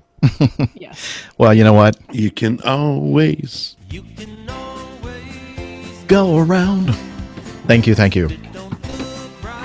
It's always fun to play that. Socks riding on the ground. You can always go around. All right. And kudos to JFK visual controllers. I guess it's the tower, the Watcham coming round who spotted them disappearing into the into the weeds. What happened to that big giant airplane? I don't see it anymore. I love the statement. You appear to be extremely low on approach. Yeah. Yeah. You appear to be calmly like that. You appear to be lower than our position in the tower. Right. Yeah, but that's very low for a big airplane like that. Yeah, that's scary. Yeah, that's scary. All right, with that, did I get all the items in the news folder? I think I did. Well, then let's move on to the best part of the show. Your feedback. Captain, incoming message. Hey, we've had this one in our feedback folder for a while, and I've been waiting for Nick to be on to respond appropriately. This is from Stuart, and let's see. You want to read this, Captain Nick? By all means, yeah. Please do. Greetings, APG gang. One for Captain Nick. Pretty sure he would have flown the F4s and Tornadoes out of here back in the day. Looks like a lack of working transponder on the Typhoon was the main issue, preventing local and remote ATC providing adequate advisories. It's somewhat astounding that any aircraft with a military status is allowed off the ground without a working transponder. So perhaps we should refer to the title, which is Lossy Mouth Jet and Civilian Aircraft or Plane in Near Collision off Wick, which is not the end of a candle. It's an island in northern Scotland, which has an airfield on it. Well, actually, is Wick an island? No, it's probably on the north coast of Scotland. I'm not absolutely certain about that without looking. So, to carry on. God knows they've been trying to sanitize and reduce the low-flying freedom of the RAF for years in the Scottish Highlands, but the RAF isn't doing itself a favor by letting fast jets out to play when no one can see them. Well, I have to point out, Stuart, that the whole point of being a military airplane out being tactical is that nobody does see you. Ideally, you don't really want people to find you. Because you're a military airplane and being discreet and hiding, and that's why we build stealth airplanes, for example. Putting a transponder on just makes you obvious to everybody. So you have to kind of bear in mind that if they were doing technical training, they might well have physically turned off their transponders so that attacking aircraft wouldn't be able to use that aid to find them. So let me carry on. P.S. This article is just an excuse to get Captain Nick to talk about his time fast jet flying in the valleys of Scotland. Good job. Turf, lol. Yeah, cheers, Stuart. Edmonton, AB, Alberta, I'm guessing. Yes. So, Alberta. Yep. Alberta, and Canada. to carry on, the actual incident says a military fast jet passed less than 100 meters above another aircraft, so we're talking about 350 odd feet, after the civilian pilots pushed the nose down of their plane to avoid a collision. The incident involving an RAF Lossymouth Typhoon and a BAE British Aerospace Jetstream 41 happened on the 14th of June, southeast of Wick in Caithness. Following an investigation by the UK Airprox board said various factors contributed to the near collision. These included equipment called a transponder on the Typhoon not working, lack of the transponder, a situation not prohibited under regulations. I'll say that again, not prohibited under regulations, affected the detection of the jet's altitude by radar. The cause of the incident in June, which saw the aircraft coming within 300 feet, 300, what was it, 100 meters is slightly more than 300 feet, vertically of each other, was the late sighting by all the pilots involved in spotting each other's aircraft. And this, to me, is the crux of the matter. They weren't in controlled airspace. They were flying under VFR conditions, albeit the civil aircraft was probably speaking to a controller, but all the pilots involved were flying in the CNBC environment. So you're required to keep a visual lookout and avoid other aircraft you see. So the pilots of the twin prop Jetstream said the Typhoon passed close enough for them to clearly see the markings. Well, perhaps they should have spotted it earlier and moved out of the way. Contributing factors included a lack of traffic information to the Typhoon pilot by a Swanwick-based air traffic controller. Also, the Typhoon not having a working transponder meant a Moray sector air traffic controller had no altitude information on the fast jet. Well, he presumably had other information on him, otherwise they wouldn't have mentioned that. The UK Airprox board gave the incident the second highest rating of B, which means that safety of the aircraft was not assured and may have been compromised. Since the incident, the RAF has ordered that the jets do not depart from their stations when secondary surveillance radar that is basically the transponder, is not available other than for exceptional operational requirements. In the old days, we didn't really use transponders very much. The airspace they were working in was, it was not controlled airspace. They were all free to maneuver there and share it. So it seems to me that if you want to take the responsibility of flying an airspace where you have to keep a lookout and you cannot rely on your radar controllers to tell you about everyone then you need to keep a really good lookout. And it seems, I think probably the Typhoon bloke must take a bit of a hit here, because he's after all is a military pilot, and his job is to go out and spot things. And what's more, he should have an air defense radar in his aircraft capable of finding little things like a jet stream. And perhaps he wasn't being quite as sharp as he should have done. He was checking his email. Yeah, he probably was. Yep. Probably pressing that takeoff button or land button. Or trying to find Wait a minute. Was that made by Airbus?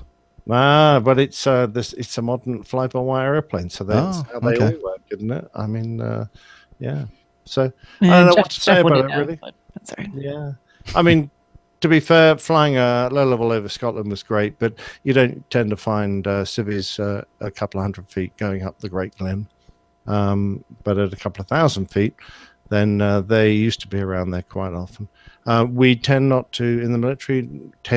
not to work on air traffic frequencies, because we were usually doing training exercises, and the last thing you needed to do was to try and speak to an additional agency as well as everything else that's going on. Life is very complicated for a military pilot anyway, without having to try and involve a civil air trafficker who doesn't really understand what you're going to do and asks you continually for heights and headings. And when you're in a fighter maneuvering all over the sky, you're not going to provide that kind of information. So pretty much useless in most cases. And we just relied on seeing people. This guy obviously didn't do it fast enough, but I think the jet stream probably carries as much responsibility. Yeah. There you go. See and avoid. And in this case, they didn't smack each other, so I guess it was a happy ending. We used to call it see and be hit airspace. But there you go. Probably more. That's a little sarcastic. That's true. Yeah. All right.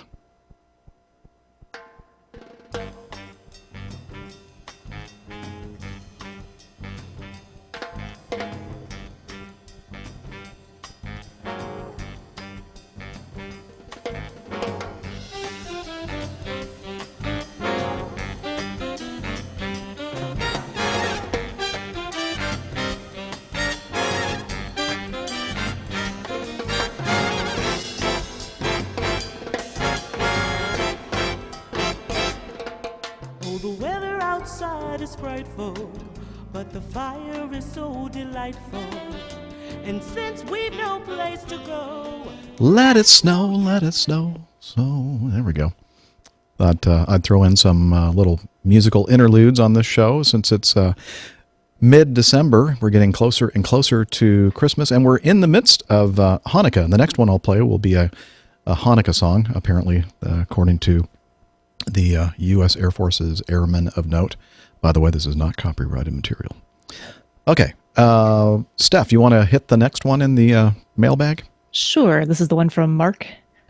So this is sent in by Mark. He sent us a kind of a screenshot of probably from an in-flight information magazine from ANA. And he said, feedback. A friend traveling on ANA sent this fleet page to me from the in-flight magazine. Diverse, especially the last one. So, you go to your in-flight magazine and it tells you about all of the different aircraft that airline has within its fleet. So for ANA, for example, here they've the first picture is actually of their cargo service. They've got a Boeing 767-300 freighter. The next one down says Airbus A320. Then Boeing 737-500, the smaller, shorter Boeing 737. And then a very interesting entry, the last one. Millennium Falcon. And it actually goes on to detail the wingspan is, 25.61 meters, a length of 34.37 meters, maximum speed, fastest in the galaxy. They couldn't Number state of the seats, seat. 6. It doesn't mention that it did the Kessler run in 12 parsecs or whatever. It might be there. It might be there in Chinese or Japanese. Sorry, Japanese. Yeah, there's probably more information Yeah. involved in a lot of kanji stuff. Yeah, I don't read Japanese. I'm sorry. It probably does say that. So, but yeah, very fun, very interesting. Good sense of humor there by ANA. So. Yep. Oh, Ivor objects. Irresponsible. I'm assuming that he's talking about the ANA brochure. Maybe he's talking about something else. Well, I think it's only irresponsible if you include the Millennium Falcon safety evacuation routings instead of the correct one. Nick, I'm concerned about you. Are you feeling okay? No, I'm fine, sir. I'm just trying to be a bit Christmassy here. Okay, well, because on the video, Nick is turning colors. It's like he's a horse of a different color. Right? But, when you're the green color, it reminds me of the Grinch. Did you just get it to stay on green? Oh, yeah, Smurf, yeah. Yes. Yeah, Smurf, Grinch, Father Christmas. Smurf, Grinch, Father Christmas. Way to go. Wow. Okay. We get it. Wow. Yeah. There we go. I need to record Dana saying, wow, so that if he's not with us, we can still hear him say that. Yeah, wow. Dana, you want to take this next one by Jake? Salt Lake. Yep. I got it for you. It's opening up. Hey, APG crew. It's Jake here in Salt Lake City. I was listening to APG 298 and thought I'd share a story regarding the Toga takeoffs. Last spring, when I was working for one of the Salt Lake City FBOs, we had a United 777-200 divert to Salt Lake due to maintenance. This airplane went over to the terminal and deplaned all of its passengers. By the end of the day, the airplane was fixed. On the day this 777 departed, I was working as an aircraft tower. I believe he was. It says tower really, but he was towing aircraft around. Is what he's saying. Because of this, I was out on the edge of the taxiway towing aircraft across our ramp. This particular FBO was located on the east side of the airport, right next to runway 17 and 35.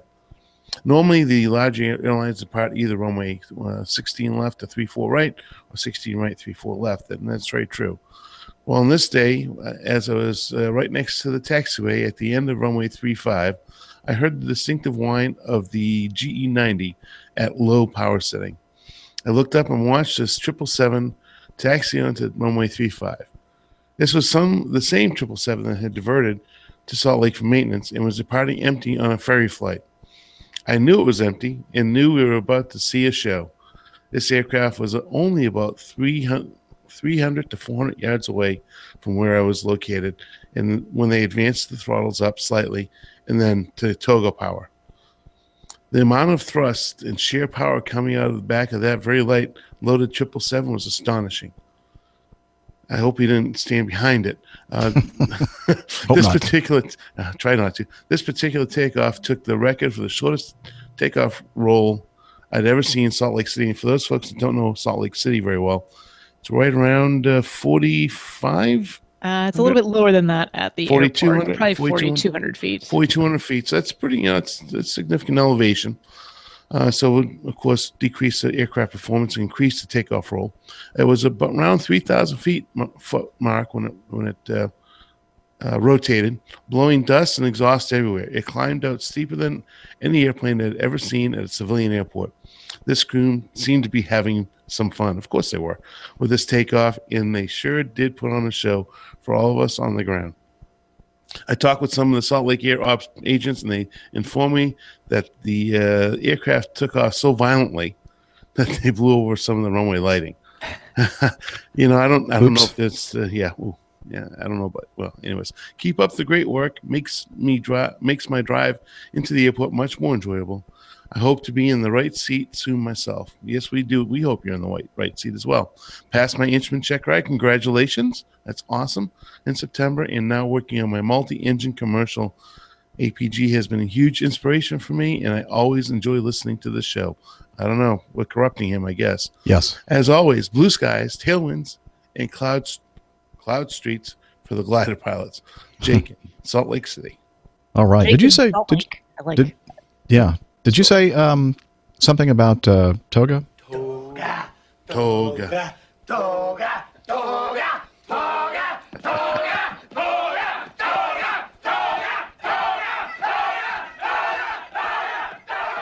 One of my favorite Classic. movies. Every time we talk about toga on the show, I always think to myself, the Animal House clip. I got to get that clip. And I remembered to do that last week.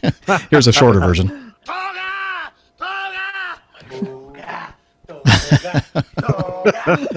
Okay. Fading out. Actually, I thought that was a shorter version, but apparently that's just the long one as well. Anyway. Does anybody have a thought that it No. took so violently that it blew over some of the run? How would it be any different, the amount of thrust coming out of the engine when it's taking off with people in the airplane versus a light takeoff? I don't think that's possibly an accurate statement. I don't think so either. Maybe they were when I read that earlier, I was like, I don't know. probably to make this more sensational or something. Of course. Could be. Well, a friend had a friend who told a friend. From you never know. Operations. Yeah. Could No, happen. I could see some of the barrier lights. Those portable barrier lights that they put up Mhm. to blockade, taxiway. I could see that. Yeah. But All blowing a runway light out of its socket, I don't think so. Hey, Chipper sent us some feedback. Chipper Jones, he used to play baseball for the Atlanta Brave. No, wait, probably not the same one. Anyway, hey guys, keep up the great work. Love the podcast. Captain Nick, I went hunting for the Electra from the last Plane Tales. Of course, he sent this in a while back. That's supposed to be at Charlie Yankee X-Ray, CYXX, my home airport. I hangar my plane here and live in Abbotsford, and I couldn't find it anywhere. I'll keep searching, but I looked all around the Con Air site to no avail. By the way, I fly a Mustang 2, which is a 2-seat laminar flow 200-knot VNE airplane. Nice. Maybe you guys should visit in August when we have the biggest air show in Canada, or Scandinavia, I like to call it. We can all go looking for the Electra, I guess. That would be fun. We'll have a meetup looking for the Electra. Anyway, Chipper, you can fly the heavies right in here as we have 9,500 feet plus of runway. Come down, y'all. Sounds like an invitation. It does. I think that's somewhere near the Vancouver area in British Columbia. Yeah, absolutely. It's just to the south of Vancouver on the edge of the city. I found some photographs of it that have been reported by aircraft spotters. And I even found it on Google Maps when I searched it. But, those are a little bit behind the drag curve. They're not obviously real time. And I think by the time that Chipper went to look for it, they either chipped it, chopped it up, or perhaps they resurrected it and got it airborne. I don't know. But the next time I looked on Google Maps, I too could no longer see it because it was parked right near the road, facing the road, and I had a picture of it there from close up from somebody who's driving past, and it had no engines in it, so I don't know if didn't fly away on its own. No, I don't think they fixed it. They might have just dragged it away and broken it up. That would have been very sad, I know, but there you go. That was the one that had that dreadful 3-engine faillie. One at a standstill, and the guy landed it on one engine, nearly at max takeoff weight. Pretty good trick. But that's good stick and rudder skills there. Oh, great! But it would have been lovely to have seen that the airframe was still around, and it just kind of closes the story off. But it's sad to see that it might no longer be around. Oh, well, Chipper, always remember. We strive for at least 50% accuracy here at the AVG. Yes. This sounds like it was accurate at one point. It was. Yeah. Everything is accurate at one point. We were not. All right, here's some Hanukkah music.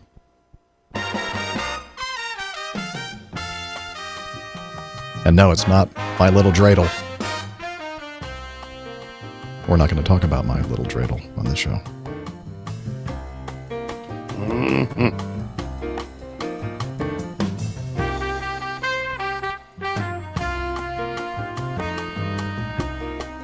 The United States Air Force, Airmen of Note Jazz Band.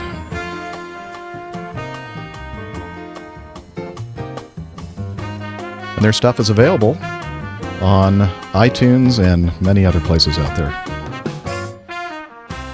Check it out. It's good stuff. All right. Jay. Yes, sir? I was just going to say something, but this is a family show. Okay, thank you. It makes it easier for me when I'm editing. Jay writes, "Hi, Jeff and crew. Jay from Australia here. Long-time listener. First time leaving feedback. I was going to leave you an audio feedback, but I've been busy fighting off crocodiles and killer kangaroos." I think that's a joke. Anyway, wanted to ask you guys, have you ever had any issues with blocked sinuses whilst flying? I recently did a cross-country, and I thought I was over a cold. My nose was clear, and I thought my sinuses were too, but I started feeling the pressure and couldn't clear my ears at around 4,000 feet. I know your aircraft are pressurized to normally around 8,000 feet, right? It wasn't painful, but I definitely didn't want to climb any higher without being able to equalize. I wondered what a professional pilot would have to do in that situation. I guess you would need to return and land, right? Also, we recently ferried a light sport plane across the bottom half of Australia, which for me was a big learning experience, being a low-time pilot. Here is a link to some video we got on the 3-day trip if you're interested.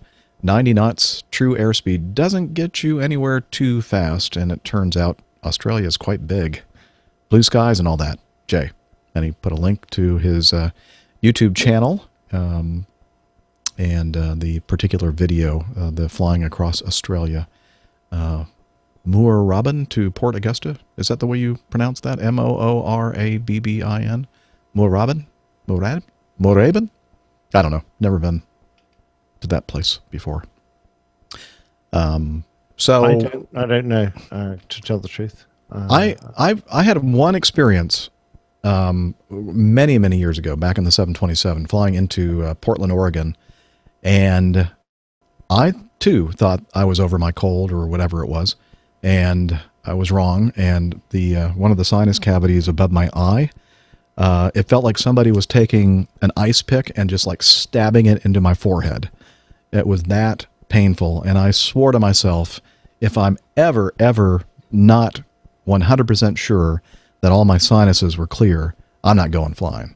And, you know, that's usually the number one reason I call in sick for trips. It's not knowing for sure whether or not my sinuses and stuff are completely clear, because it's so painful. It can be debilitating and incapacitating.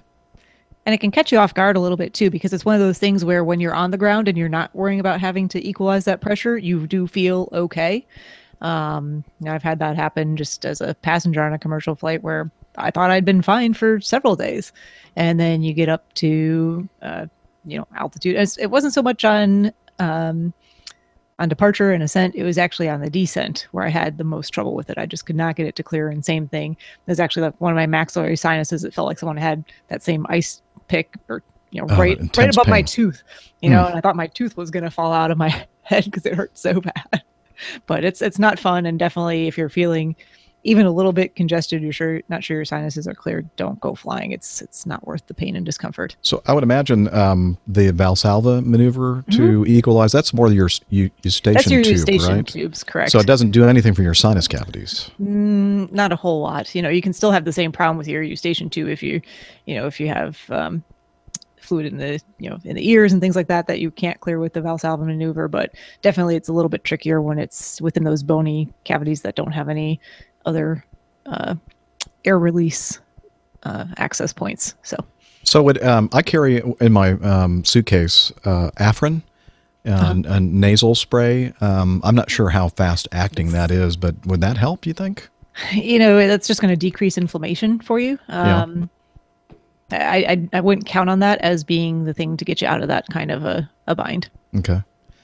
So I mean, I'm a bit surprised he had this guy climbing, because usually the problem is that you don't have a problem climbing up because there's escaping from inside of these cavities, and the air escapes usually quite easily.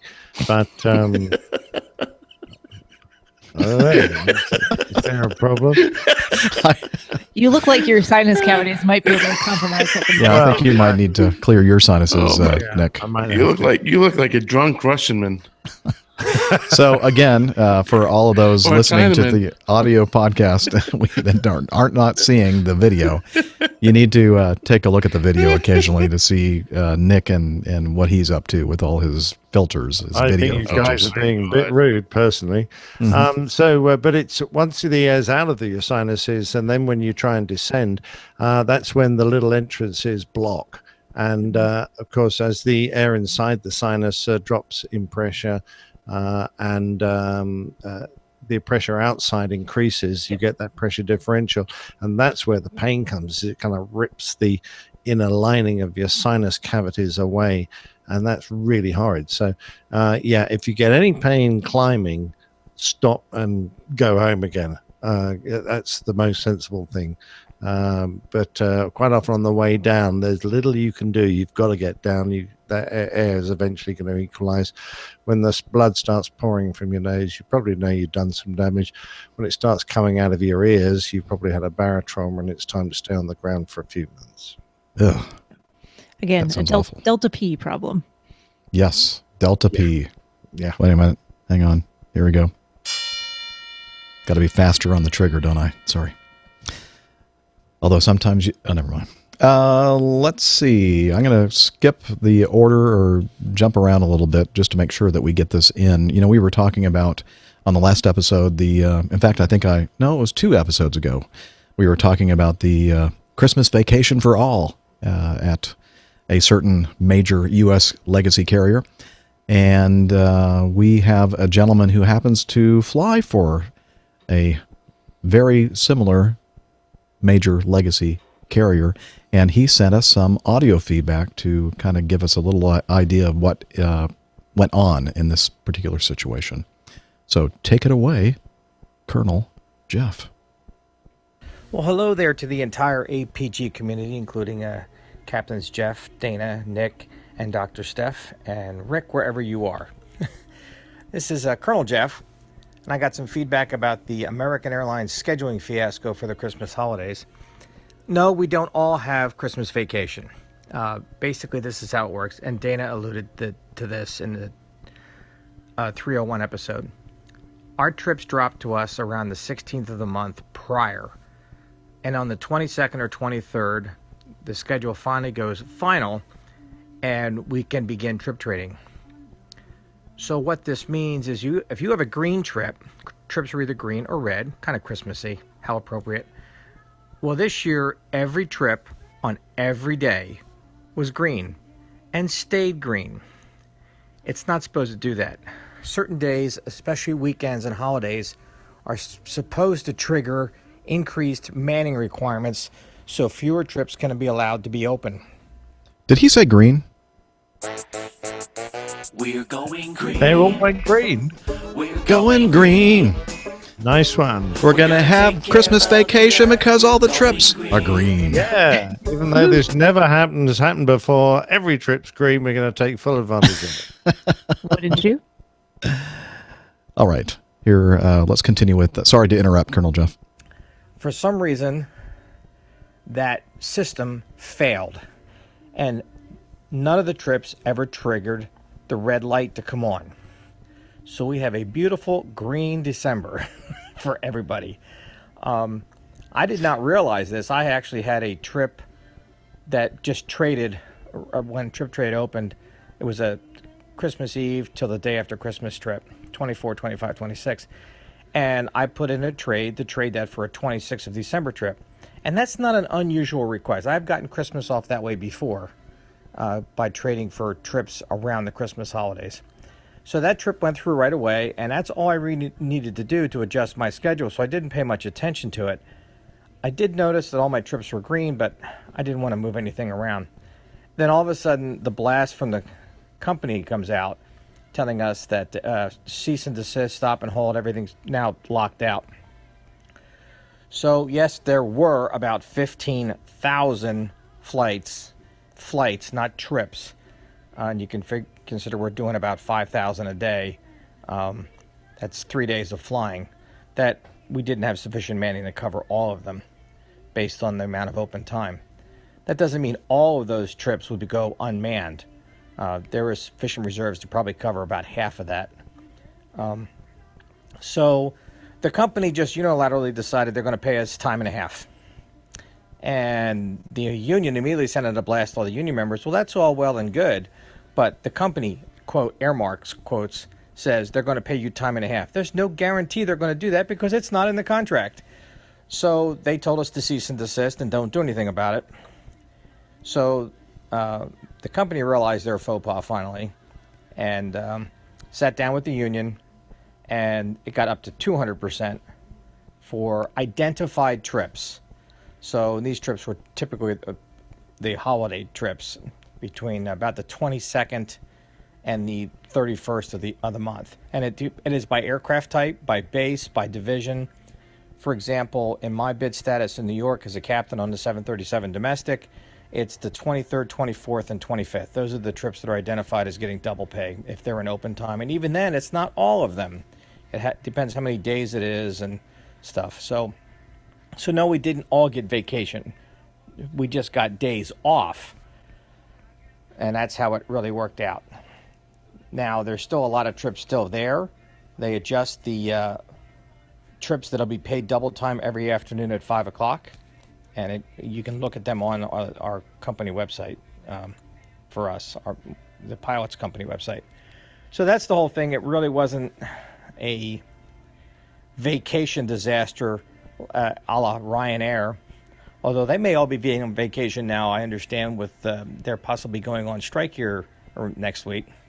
So that's where the issue stands with AA right now. I imagine if by the middle of next week, if more of those trips haven't been picked up, we may see additional pay incentives for the pilots.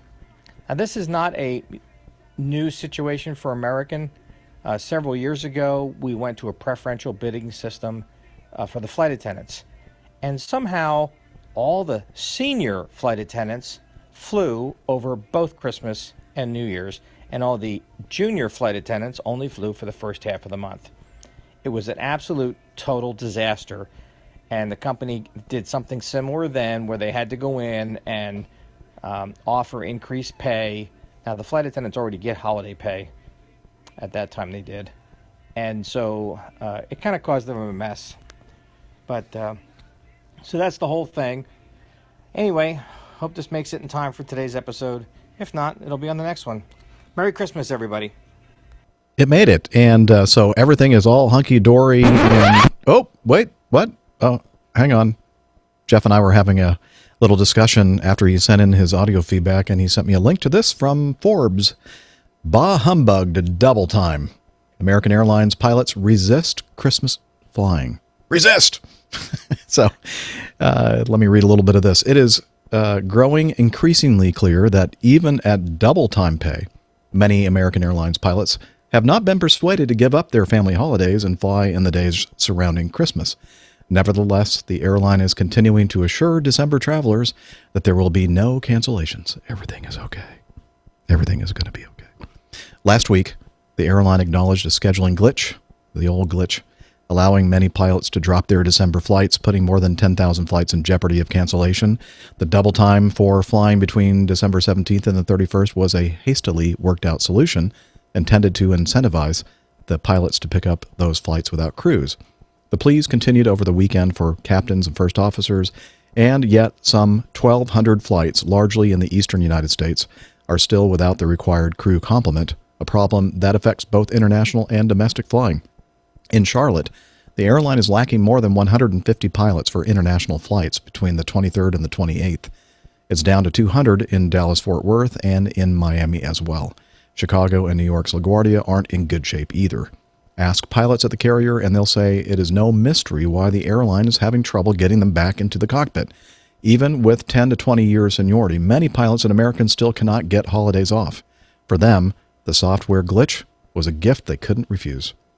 When pilots going over their December schedule saw the green light indicating they could drop flights, many probably said, "I haven't had a Christmas my entire career," according to Dennis Tajer, a spokesman for the Allied Pilots Association, which represents them.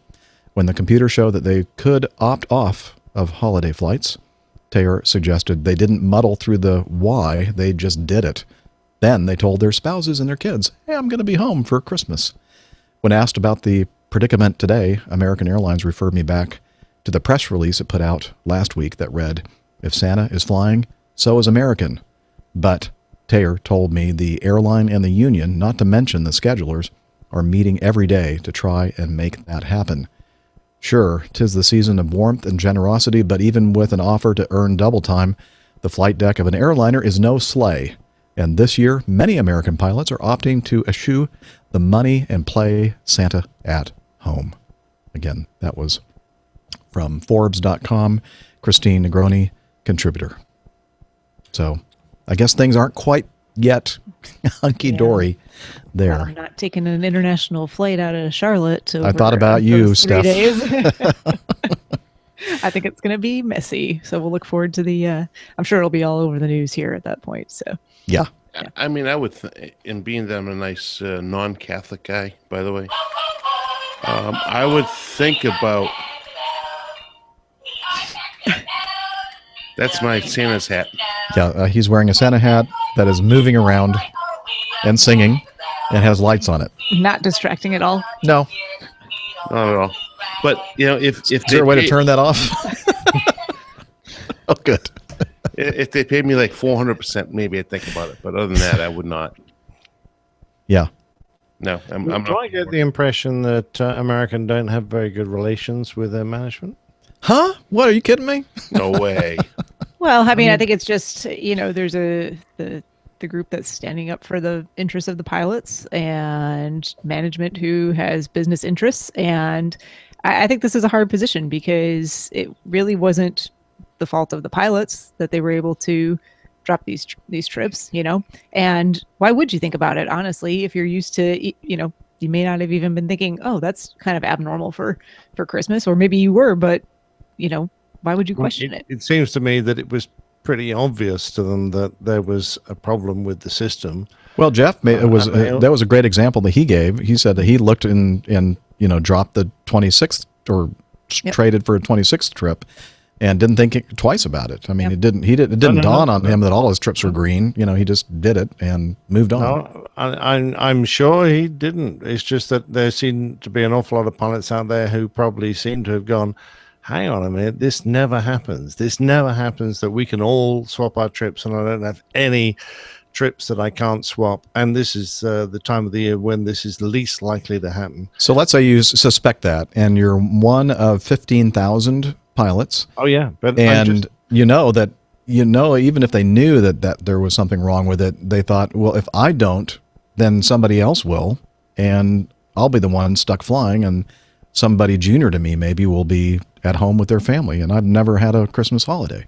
Yeah, I'm just throwing that hypothetical out there too. I know what you mean though. I would look at that too and go, well, this can't be right, but I better take advantage of it. But having accepted that the software has thrown a glitch, I mean, if it was a software in another area which disadvantaged the pilots, I have no doubt they would be kicking and screaming, saying, absolutely, you can't have this kind of lousy software here, fix it. And we're not going to obey anything it says. Because it's worked in the advantage of the pilots, I think they are taking advantage, is my personal feeling. Oh, yeah. Whether that's right or proper is up to our listeners to decide. Yeah, and I think that the individuals that took advantage of it knowingly that was something wrong, they're going to have to live with their own consciences, I guess. I suspect, though, that if the relations between American pilots and their management aren't as robust and good as some other airlines, then they will say, well, it's your fault, and if you want us to fly, you're just going to have to pay us lots. So to say that the relationship between the pilots that fly for American Airlines, which were let's see, what was the airline in Phoenix stuff? America West, and then US Air and America West came together, and that was a terrible merger, and the pilots hated each other and hated management. And now take that group and merge them with the American Airlines pilots, and now you have this mixture of everybody hates everybody kind of thing going on there. I know that's a generality, but they're good people. We know people who are part of our APG community that aren't, amongst those who are bitter and mean and mad at everybody, and would probably go out of their way to help their company, but they're probably the minority. I think you put any of that animosity aside and you just look at it and say you're in that situation, and whether you realize it or not, now you have vacation plans or holiday plans with your family. that's really hard to go back on, especially this time of year from a family standpoint. So once it's already, you think it's already been worked out and okayed and, been blessed by the company. So I don't know. I can see it both ways here, but I do. I would be thinking feel for about the poor, passengers that bought their tickets and were expecting to go to grandma's. And no, not you. No, I do see that too. But I mean, it's just it's a hard situation to resolve. Yeah. I think. So. What you doing over there, Dana? Making noises. Got that mic switch? Dana, hello? Dana. He's muted the audio, so he's not listening to us. But Dana. How you doing, bud? How's it going over there? Are you sure he's an airline pilot? I mean... Hey, Dana, can you hear us? Well, now you're muted. Hello? There you go. What's up? Can you hear us? Yeah. Okay, well, we heard all kinds of screw tightening and all kinds of noise. And we were just, and then you weren't responding at all. So we were wondering what was going on. Yeah, I've got this incredibly distracting hum that comes through this Focusrite. So I was just seeing if I could fix it. Sorry. Okay. So I thought I had the mute on. That is on me. Okay. Yeah, like you had muted us, so you couldn't hear what we were saying, but we could hear everything. It was just funny. Very good. We hope you don't mind us. I'm glad I can be the butt of the joke. Wow. Yeah, I hope you don't mind us having fun at your expense. Oh, of course. I don't mind. You should go back and watch this part at least. It's pretty funny. Come on now. Okay. Well, now let's continue with the show. Holden writes, "Hi, Jeff, Steph, Dana, Nick, and any special guests on the show. I'm a fairly new listener with a month's worth of listening under my belt so far. Love the show. I work in the accounting department for a major U.S. carrier based in Dallas-Fort Worth. Maybe we'll call it Acme Red, White, and Blue. And I love hearing pilots' perspectives about the business, since I only see the bills that you all generate.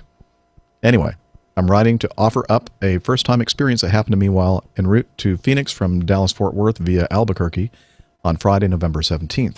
There was a small incident at Albuquerque involving a suspicious package in the terminal that resulted in gate holds, taxi delays, the whole shebang. This isn't why I'm writing, but it is slightly relevant later on.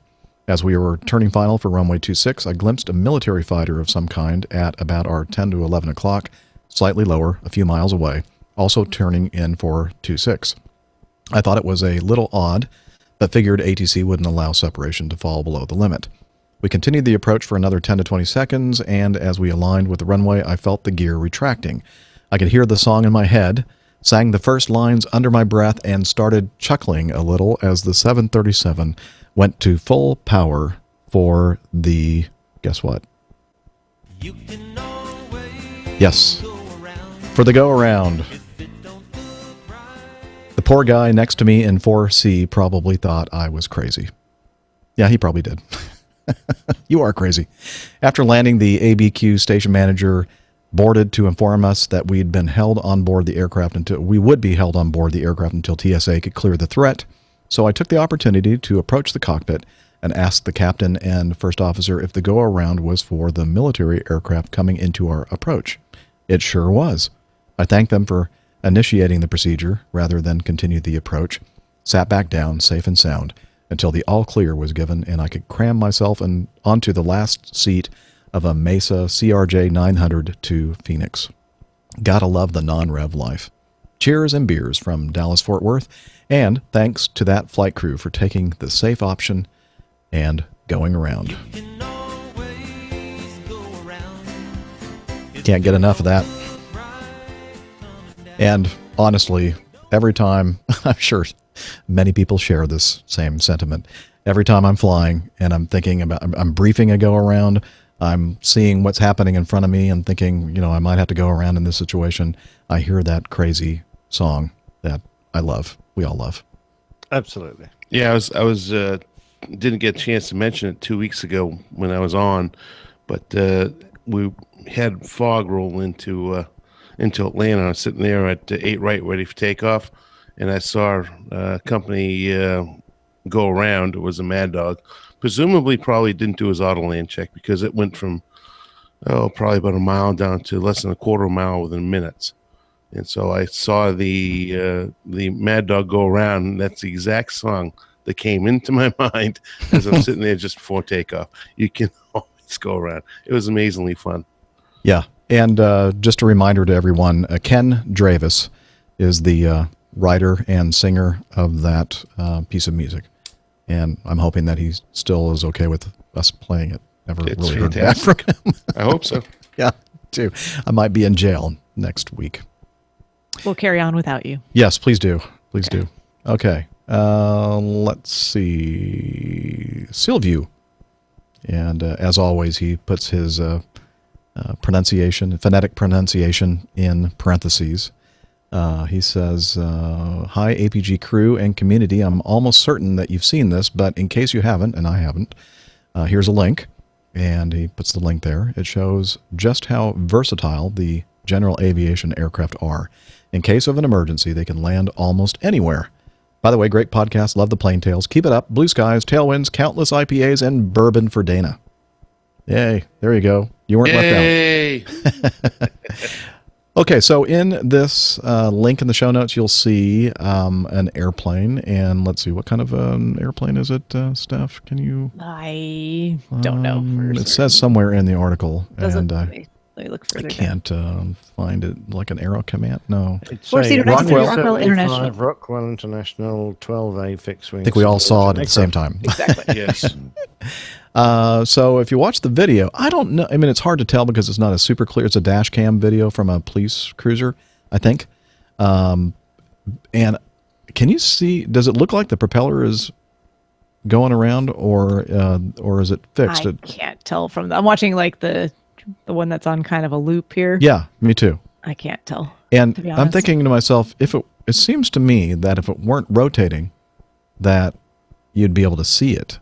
So I'm assuming Right. that from Well, that. I just can't tell if it's hidden in some of the other Yeah. angles of the wings or the elevator or something. They said that the pilot had engine problems, but of course, we don't really know exactly what that means. Is it fuel starvation?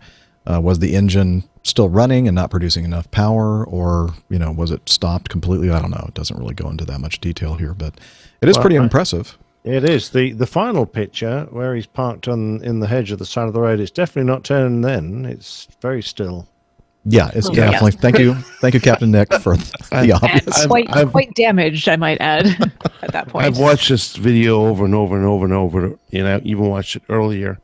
I think that propeller's free spinning. Yeah, could be. It's not. It doesn't look like it's fixed because you can clearly see as it comes over the top of the Trooper SUV that there's no fixed prop there. It's definitely rotating. And I've just expanded up the still they've got, which is the last image before it goes over the top. Actually, I added that to the thing. I got it from another article and put it in our notes. That's a pretty clear image, Jeff. Mm-hmm. And the prop is not visible. It's I think it's gone. It must still be rotating. That could be the engine. That might be a problem. Yeah. See, the accident investigator and me, I want to see the propeller and to see if the tips are bent. And if they're kind of curled at the end, that usually means that it was actually producing power. But we don't know. I guess the investigators from the NTSB will have a go at trying to figure out exactly what happened there. But looks like the pilot and his passenger made it safely out of the crash, and they managed to not hit any cars or anything, so it was a happy ending. Well, this is always the thing. I mean, it looks a very inviting idea putting it down there, but when you've got something that weighs a lot more than a car and doing 2 or 3 times the speed appearing on your road, I mean, the potential of killing other people, innocent bystanders, is quite high. So, yeah. Well, I think folks who aren't pilots always think too, oh yeah, if you're in a small aircraft, a road is a great place to land in an emergency. But for one, you mentioned the cars. I definitely see power lines along this road in certain places, not where he managed to land. There's train tracks just ahead of where he actually touched down. There's actually not a very high median or divider, but it's unlevel pavement. So it's not, always the ideal situation for a forced landing. But yeah, but They did a good job, though, as you said. Yeah, exactly. They did a great job in this situation. So just a lot to think about. Yeah, we're not really sure exactly how they got themselves into the situation. Perhaps totally innocent, you know. Well, considering there's no post-fire, I mean, we're all Monday morning quarterbacking, right? Mm-hmm. But he did the best, or made the best decision at the time that he had to evaluate where he was. He's probably pretty low considering he was close to the airport, I would imagine, and wasn't going to make the airport. Whether his engine quit, whether he ran out of fuel, we don't know. But I think one of the biggest telltale signs that he may have been out of fuel. If you take a look at the still photo of the aircraft, torn apart here, there's no evidence whatsoever of any liquid on the ground. Mm-hmm. Number one. Number two, there's no post-fire. So that, to me, would be a big indicator that maybe he ran out of fuel. I think they found that if you run out of fuel, then you'll have an engine problem. Yes, generally speaking. Yeah. It won't run. Very true. And obviously the engine was still, I mean, in my opinion, because I'm looked at that video numerous times. It may have just been. I couldn't see the prop in a fixed position, windmilling. so that would clearly the prop was still able to move. So I don't think the engine had a seizing problem. Yeah. So I think maybe fuel. Yeah. Well, maybe we'll check back with that article, or maybe it's in the. Well, I know for sure it is in the air safety database. In fact, that's where I got that clear picture. Yeah.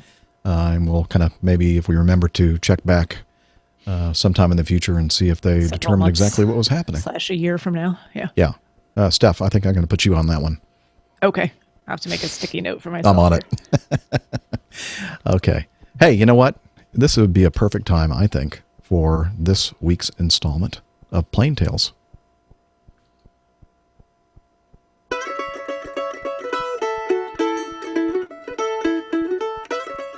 The Old Pilot's Plain Tales. Wrong Way, Ferguson. Buffalo, Wyoming is nestled in the foothills of the beautiful Bighorn Mountains and is conveniently located at the intersections of Interstates 25 and 90. Unfortunately for Lowell G. Ferguson, it is also inconveniently close to the town of Sheridan, just 35 miles up the road. Western Airlines Flight 44 left Los Angeles on July the 31st, 1979, to 7 locations, including Las Vegas, Nevada, Denver, Colorado, and Sheridan, Wyoming. By the time the flight departed on the leg from Denver to Sheridan, it was some 35 minutes behind schedule. The original flight plan would have taken the aircraft from the Denver Air Route Traffic Control Center to the Crazy Woman Navigational Facility for an instrument landing in Sheridan. Shortly before reaching Crazy Woman, however, control of Flight 44 was transferred to Salt Lake Air Route Traffic Control Center. Visibility was unrestricted, and Salt Lake Center offered Flight 44 a direct clearance to Sheridan along Airway Victor 19, which passed directly over an airport in Buffalo, Wyoming. Flight 44 accepted the new plan in order to save time and fuel.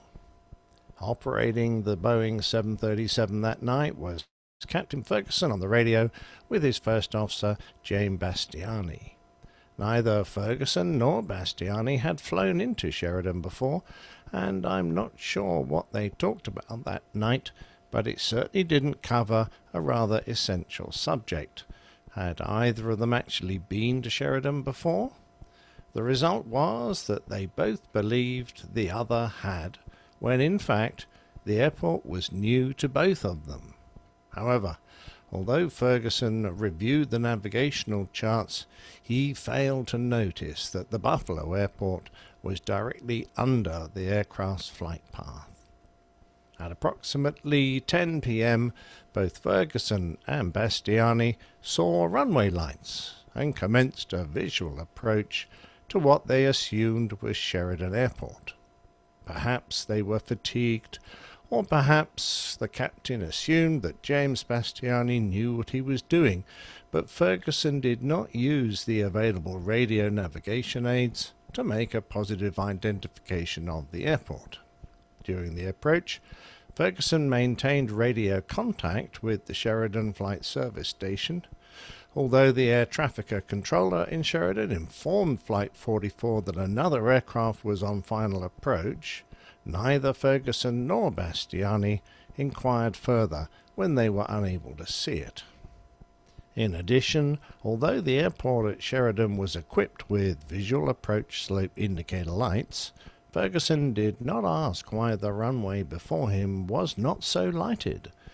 In spite of the fact that Ferguson was, according to the Western Airlines Flight Operations Manual, under an obligation to land the aircraft himself, First Officer Bastiani landed the Boeing 737.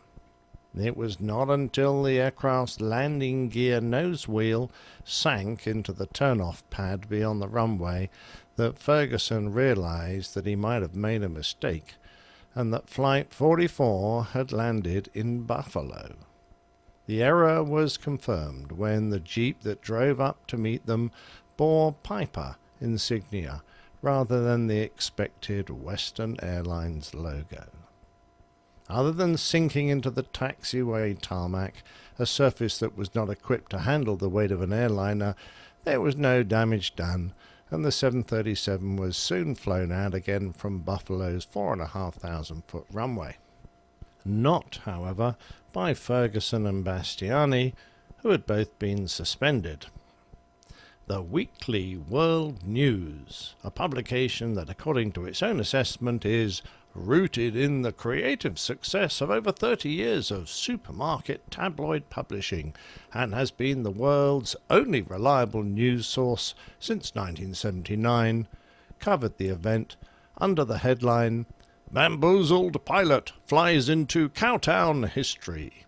It goes on to suggest that the captain didn't make a hit with Western Airlines brass when he landed a Boeing 737 at the wrong airport, but he's a hero in the tiny cowtown he made famous. Apparently a cow-puncher even wrote a poem to make sure that nobody forgot the day that Wrong Way Ferguson flew into Buffalo. It was titled Lowell's Last Landing, or "Whoa, damn it, whoa!" According to the paper's enthusiastic reporter, the little airstrip at Buffalo, which handled no commercial aircraft, was soon renamed Buffalo International Airport. Garris Grover told the News that "it put our town on the map and gave us something really special to celebrate. Over in the next town, the folks sit outside at night, and if they see a car drive by with Minnesota license tags, that's a cause for celebration." The paper went on to describe the landing when it wrote that Ferguson, who carried on flying for Western, hadn't planned to become a cowtown hero, but he soared to fame when he landed Flight 44 and its 94 befuddled passengers some 35 miles short of their intended destination. The big goof-up upset Western Airlines and infuriated the Federal Aviation Administration. However, in Buffalo, which once saw the likes of Butch Cassidy and Buffalo Bill Cody, the townsfolk were delirious with joy and made Wrong Way Ferguson a local hero. The humorous incident reminded old-timers of the day in July 1938, when Douglas, Wrong Way Corrigan, took off from New York on a flight to California and landed in Ireland. In this true story, Corrigan, who helped build the aircraft that Lindbergh flew across the Atlantic, had wanted to repeat the successful flight.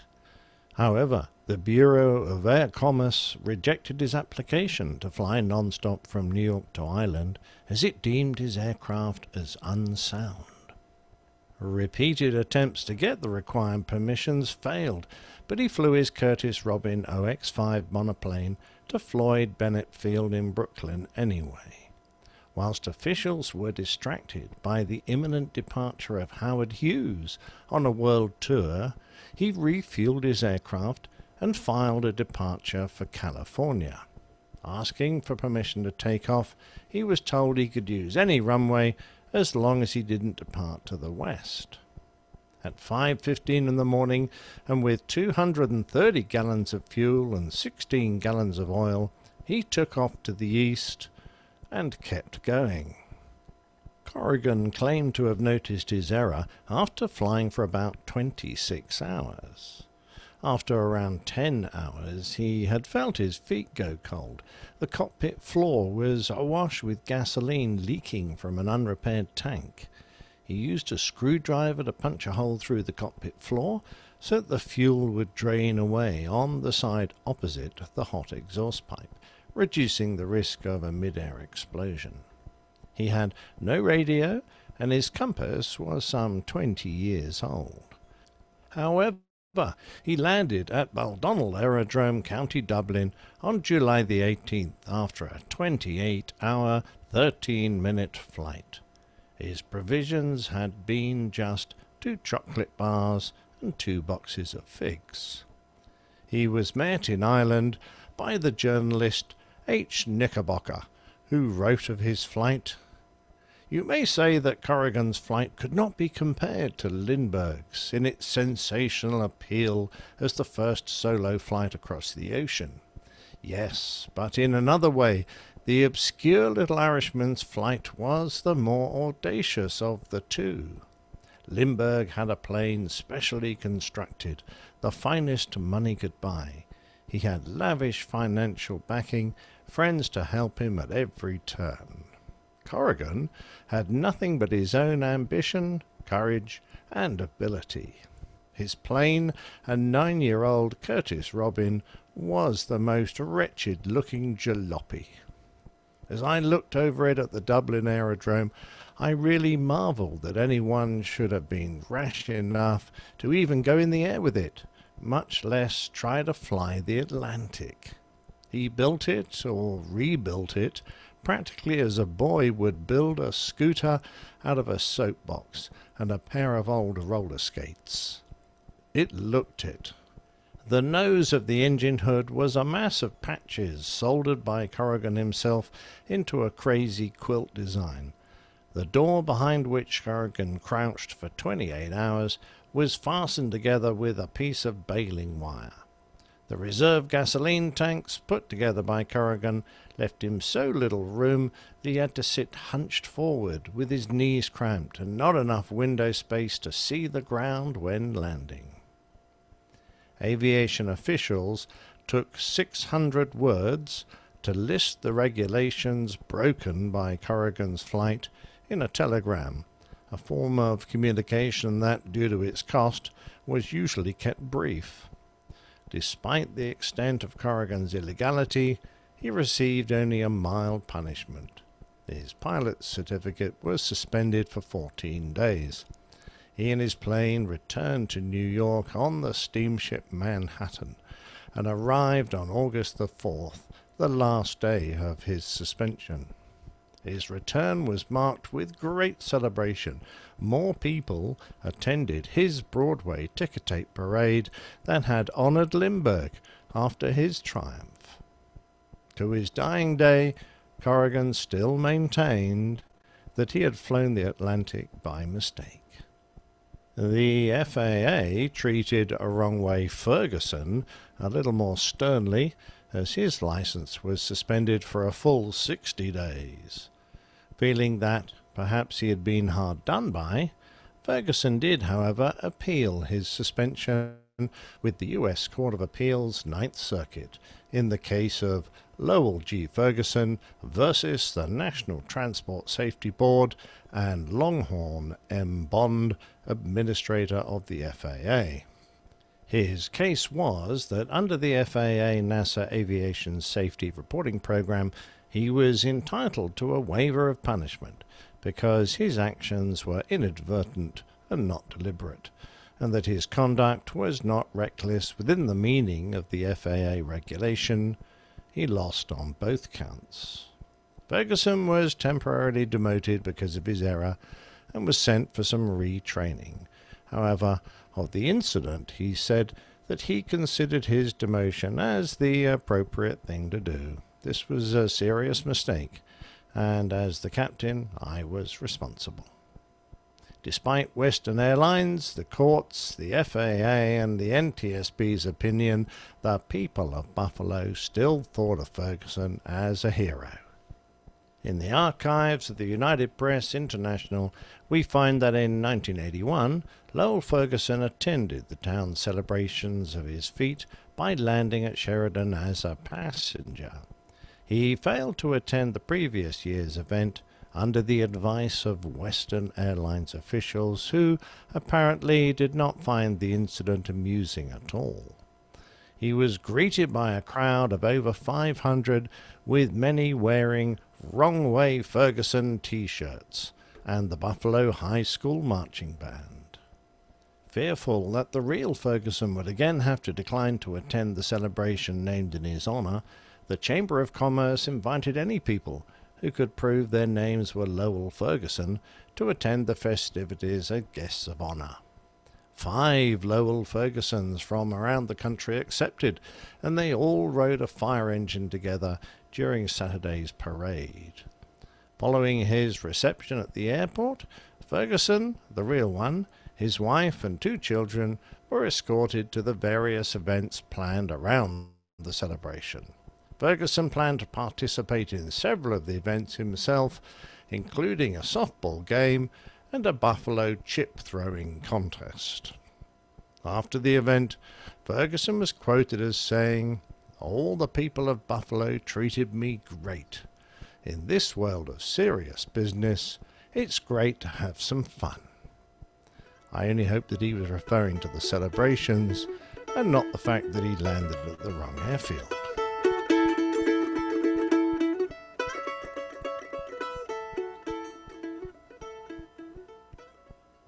Wow. Here is to Wrong Way Ferguson and Wrong Way Corrigan.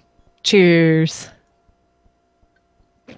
Absolutely. Excellent. What a great bloke. And what wonderful people there are in Buffalo, Wyoming. I just think it's great. Despite what everyone else said, they think he's a bloody hero. I think that's great. I think I can help you out, Captain Nick. A buffalo chip is the number 2 deposit of a buffalo onto the ground. And it kind of flattens out and hardens, and it becomes... Bakes in the sun a little bit. Yeah, bakes. It's dried poop. It becomes a poop frisbee. Exactly.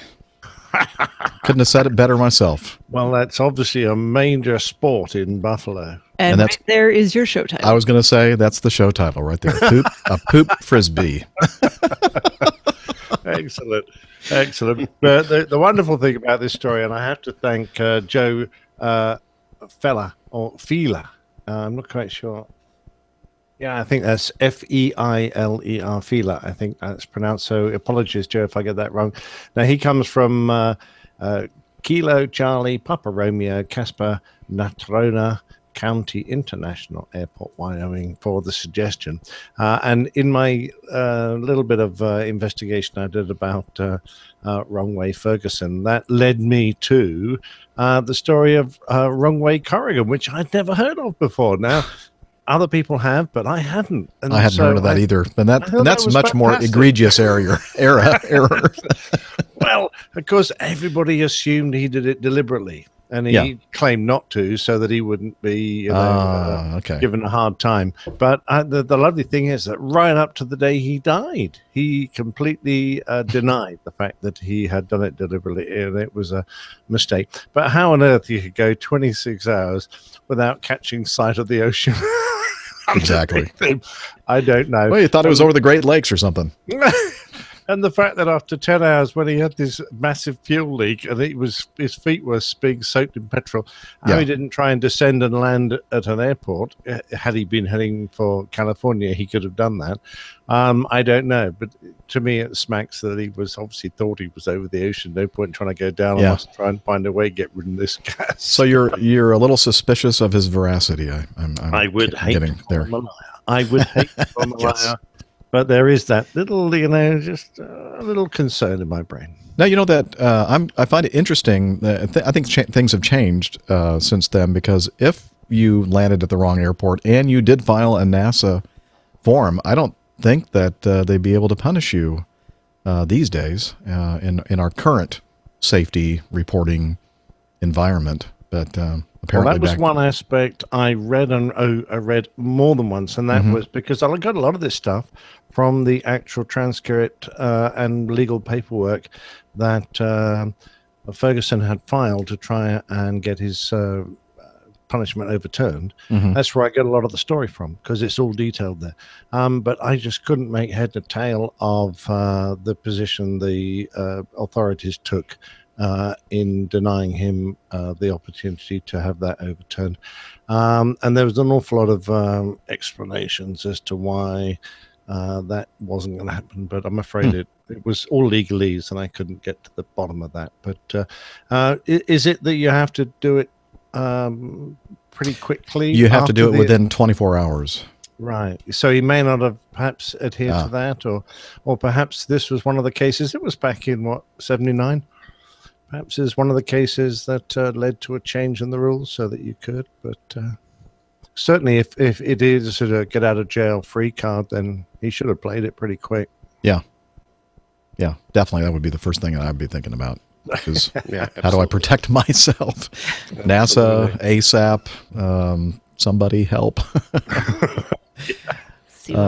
Must be a terrible feeling to land at the wrong airport. Hope I never get that feeling. And I agree with you, Jeff. I mean, unless you do something completely out of the ordinary and do it on purpose, like, for example, if you have a drink before you go to work, you're not going to be covered under the the ASAP program. But if you do something and you say you put in the frequencies, you did everything the way that we're trained to do, and you make a mistake, you probably, as long as you file the report, you're probably going to be okay. Yeah, you're going to get some training, you can get some talking to, but they're not going to violate you more than likely. So I agree with you. Unless you really want to be violated. Well, 60 days was not serious. We're not talking about going through suspension. TSA. Oh, okay. Yeah, what are we talking? We're talking 2 months off flying because they've suspended your license. Yeah, probably not covering your pay either, because it sounded to me like Western was none too happy about the incident. Oh yeah, a little bit of demotion in there. So there you go. Take it rough with the smooth. Hey, at least he got his job back, right? Oh yeah. Do Western still exist? No, it merged with a company that is very similar to Acme. Oh right, okay. In the mid 1980s. Ah, right. So I wonder if anyone in Acme might have heard of him. Well, I don't know. When was the incident? 70-something? I bet some of the captains that I probably used to fly with, probably had flown with him. Yeah, I'm sure. If there were some long-term people out there, geez, I didn't start flying till 74, and this 79, so there might well be some people still kicking around who know of him. As far as I know, I may have even flown with them at some point. Who knows? It's possible. Anything's possible. Didn't you know he was wrong way Ferguson? No, I was wondering what the WW stood for. Huh. Thought it had something to do with World War or something. Name and then parentheses WW and then. I love it. Why is everybody calling him wrong way? All right. Here, how about some audio feedback? Hi all, it's Graham Haley here from the UK. Firstly, congratulations on 300 episodes. The hard work and time that you all put in is very much appreciated, especially you, Jeff, on producing such an entertaining and informative show.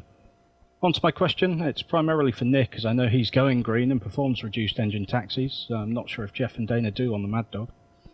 I was sat on a Flybe flight and noticed they always taxi back to the gate when they reduced engine taxi on the number 2 engine of the Dash 8, so I assume that's standard operating procedure for them. Nick, do you always taxi on the same engine when you do single engine, and why that particular one? And then is the additional engine time accounted for during maintenance, or is it just assumed to be roughly the same as the other and they treat both the same? Look forward to hearing the answer. Thanks again for the great show. Clear skies and tailwinds to you all. Graham out. Thank you, Graham. Nick, what do you think?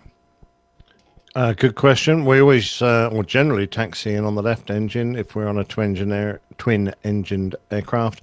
If I'm on the 340, we taxi in on the outboards. I think it all depends which systems are kept going by particular engines, and you obviously choose the safest engine that has the most systems running off it, or the most critical systems running off it. We always usually fire up the APU as well, and that has to be going beforehand so that that can provide additional systems to cope with the ones that are lost when you shut an engine down. And engine monitoring is very sophisticated, and yes, they will almost certainly, in fact, without even looking or asking anyone, I am certain that they will take into account the different hours used by individual engines when they're shut down a little early. Yeah. That question about the Dash 8 in particular. Does it have to do with that being turboprop engine and the passengers are disembarking on the left-hand side? So perhaps that's why they choose to taxi with the number 2 engine? That would make sense. That's interesting. Yeah, I don't know if that would override the safety considerations of if that engine, say, only runs subsidiary systems and not primary systems. I don't know. But seems to me that a lot of times for those aircraft, they're not pulling up to a gate; they're getting off on the stairs there onto the ramp area. So that was just a thought I had. I have no idea. Yeah. It seems to me that the twin engine airplanes that we fly at Acme, when they shut down, I think they're usually using the number 1 and with the number 2 shut down, because that's the side where all the rampers come and open up the cargo doors and start offloading bags and that kind of thing. But I could be wrong about that. I think it does have a lot to do with, as Nick mentioned, the actual systems that are involved with each of the engines and which ones are the critical ones when you're on the ground. And that's true with Acme, but our aircraft, the right sides are more critical, especially when it comes to hydraulics.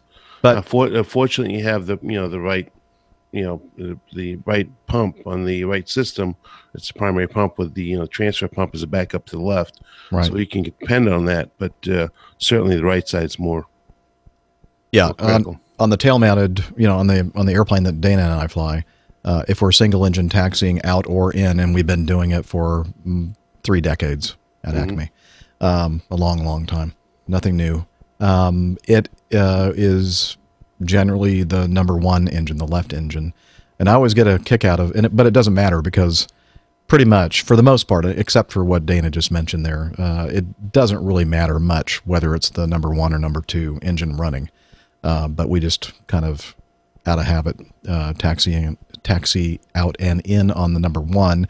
And the other thing I think is funny is that, I don't know if you've experienced this, Dana. Have you ever been to a place and they're pushing you back and the guy on the tug says, clear to start number 1, and or maybe number 2, and you go, okay, so why are you specifying which engine is clear to start? Because they're both back there mounted high up on the tail, and if there's anything that's going to be affected by the engine start, that means that it's probably going to be affected by you pushing back the airplane into something. Well, I'm going to throw a little wrench into your theory. Well, tell me, maybe you can. Because if you're dealing with a 7.3 or an Airbus, the engines are much closer to the ground. So in theory, if they're in a normal Freudism, that is, they're not thinking about the airplane they're pushing, it very well could be that they're thinking about 7.3 or 8. Well, exactly. That's what I mean. It's like, well, why does it matter? Because our engines are not close to the ground; they're way up in the air, and so nowadays when I hear that, I just don't. I basically ignore it. But I used to say, well, why can't I start up number 1, or why can't I start up number 2? As Menon equipment or something like that. Oh, okay, I'm just going to drop it. It's not worth arguing about. Obviously, this person pushing back the airplane is not really thinking this through. But anyway, the world from your I'm not going to say anything. Okay, I'm going to shut up. Okay. Oh, he was going to say something that was going to make me fire him. No, not at all. Oh, okay. But you know, he was just marveling at the workings of your brain and how yes, marveling. you view the world and perceive things. Is that right? You know, it's one thing if you've worked down there on the ramp and done the job. It's another thing to see the world from our view inside the cockpit, because the world, according to us, is completely different than the rest of the world. And so, I completely get the thing, as Liz is saying, force of habit. I understand what you're saying, and that's my first inkling is that, okay, they're thinking, okay, this is just like the 737, the 320, whatever. But after I say, okay, but why can't I start the other one, the one that you didn't mention? And then, my rational mind says, well, then they would think, oh, yeah, that's right. They're both way up there and shouldn't really matter on this airplane, but they don't. But see, you're thinking is the one pilot sitting in the one airplane, and that's all they're dealing with. And you've got to realize that they may have pushed back 5, 6, 7, 8 airplanes that day, and it's just it's a force of habit. It's just a force of habit, and it's not particular to your aircraft, whereas you're particular to your aircraft. Like Nick is particular to his 330 and 340. We're particular to the 88. They're not particular to any aircraft. Just like the flight attendants, sometimes they get confused working on our aircraft because, well, they may just come off a 320 or 319, or they may have just come off a 7.3 with an added. I mean, I don't know, but the reality, what are you laughing at? I'm just laughing at Liz's comment. Don't confuse them with the facts, Jeff. Yeah, and that's probably the best way to put it. Yeah, is that listen, we work in a very sterile type of world. We go by checklists. We're used to things going A, B, C, D, E, very organized with all type A's, right? So we want to control everything, but in reality, our view from where we sit in the cockpit, and that's the whole reason why we do this show, is that because our view and what people understand and see outside the cockpit is completely different from what we see. And that's what you're talking about, is that, listen, why can't you start 1 and 2? I mean, it's TTL. Well, what I'm trying to tell you is that the guy may have just pushed back an RJ. He may have just pushed back a 7.3. You don't know that. And it's just a routine they get into. You clear to start, and if they say that, you clear to start 1, you clear to start 2, or you just clear to start. Well, I'm sorry I mentioned it. But no, don't be sorry. But I think that's why now, if somebody says something like that, I just kind of go, okay, and I completely ignore it. I just do what we normally do. Exactly. And then I guess the last thing that I can add to all of this is, I have very little patience for stupidity. Okay. Moving on. And please don't assume that I'm aiming that toward anybody that works on the ramp. Or Bob. Dana. Yeah. Bob, if you're listening, come on, use your head. I don't know any Bobs. Bob your head. Bob your head. Well, the same thing can be said, Nick. I mean, Jeff. They have no idea what we do. They really don't. We don't even have any idea what we do. No, we have a very good idea because we have our view from our side of the cockpit. There you go. Our view from our side of the cockpit door. I'm done with that. Whatever that was. Okay. Gonads are useful for their purpose, but they are no substitute for brains. Okay. Let's see. Let's move on with some more feedback. I'm going to skip Ralph right now because he asked a whole. Well, let's hit some of his questions. Why not? Congratulations on your 300th episode. Keep them coming. If you're at an altitude where you would normally be required to use oxygen, and if you have a flight attendant, do you still need to put the oxygen mask on since you have a second person in the cockpit? And the quick answer to that is yes, because you have to be in the control seat. If somebody leaves their control seat, yes? Oh, I was just going to say, it refers to the minimum flight crew. Yes. And that extra person up there is not minimum flight crew. Yeah, so if I'm not hanging the hose, we have a rapid decompression, and I don't get it on my face in time, the flight attendant that's, by the way, not allowed to sit in our seat, at least at Acme Airlines, that will be standing, and they're going to be no good. They're not going to be able to get to the control seat and a mask on and actually start flying the airplane any faster than I would be sitting in my seat without an oxygen mask on. So it's all about safety. So it makes no difference. But now, if you have another qualified crew member that is sitting in the jump seat, I would imagine that if you move to the other control seat, now you have 2 qualified pilots in the control seat. As long as they're qualified in that airplane, I guess maybe you could say, well, you don't have to be hanging the mask. I don't know. I would still do it just to be safe, just to be, certain that you're complying. Do you ever have to wear a mask? Yeah, so we have a situation that a lot of times it's just the captain and the co-pilot and first officer. And we were flying somewhere, and the first officer obviously doesn't have a very large bladder and drank too much coffee before we pushed back and has to leave. And Dana's saying, yeah, well, it's usually the captain that does this. But in my experience, it's the first officer. I think I kind of have a long range bladder, and I don't drink as much water as I'm supposed to. So I don't have that problem usually. But so if, let's say, Dana and I are flying together, he's got to go. We're en route, so we don't have a jump seater. So we have to have one of the flight attendants come in to the cockpit while Dana's back using the restroom.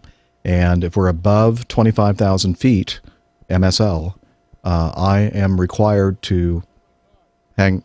What is I'm hearing? Well, Dana's muted his microphone, but he's shouting so loudly we can still hear Yeah, we can still hear you, Dana. What are you yelling? Are you kidding me? No. I'm muted. No, you're not completely muted. That only brings it down to like minus 25. It doesn't bring it down to 0. Now he's completely muted, so he can. Yeah. So what we're going to do is I'm going to take that audio and I'm going to turn it up, and I'm going to hear exactly what you were saying. Yeah. And so this might be the last show that Dana's on. Yeah. You don't know. No, you know what I was saying is I was talking to Julie. She's downstairs. She just arrived. You did not hear the garage door opener coming up. No, I didn't. And closed. You didn't. I actually had it muted. Awesome. And so I was saying hello to my wife. I gotcha. And she said she's cooking, and I said I'm calling the fire department. I was hoping HR was going to get a copy of that. I know. I was looking forward to it. Send it anyway. Send it anyway. Well, tell her that Jeff played a rim shot for the fire department. But yeah, so I'm like talking, going, What is that? What is that audio I'm hearing? It sounds like somebody's yelling, and then I see you in the little video going, like saying something. Yeah. So this little mic switch, it doesn't completely mute you. Now we know. Now we all know. Yeah. By the way, I would have happily been your prisoner's friend, Dana, and supported you in the HR interview. We love him. Have a, what do they call it, ombudsman? Your job is safe. Your job is safe, Dana. Thank you. I appreciate that. Yeah.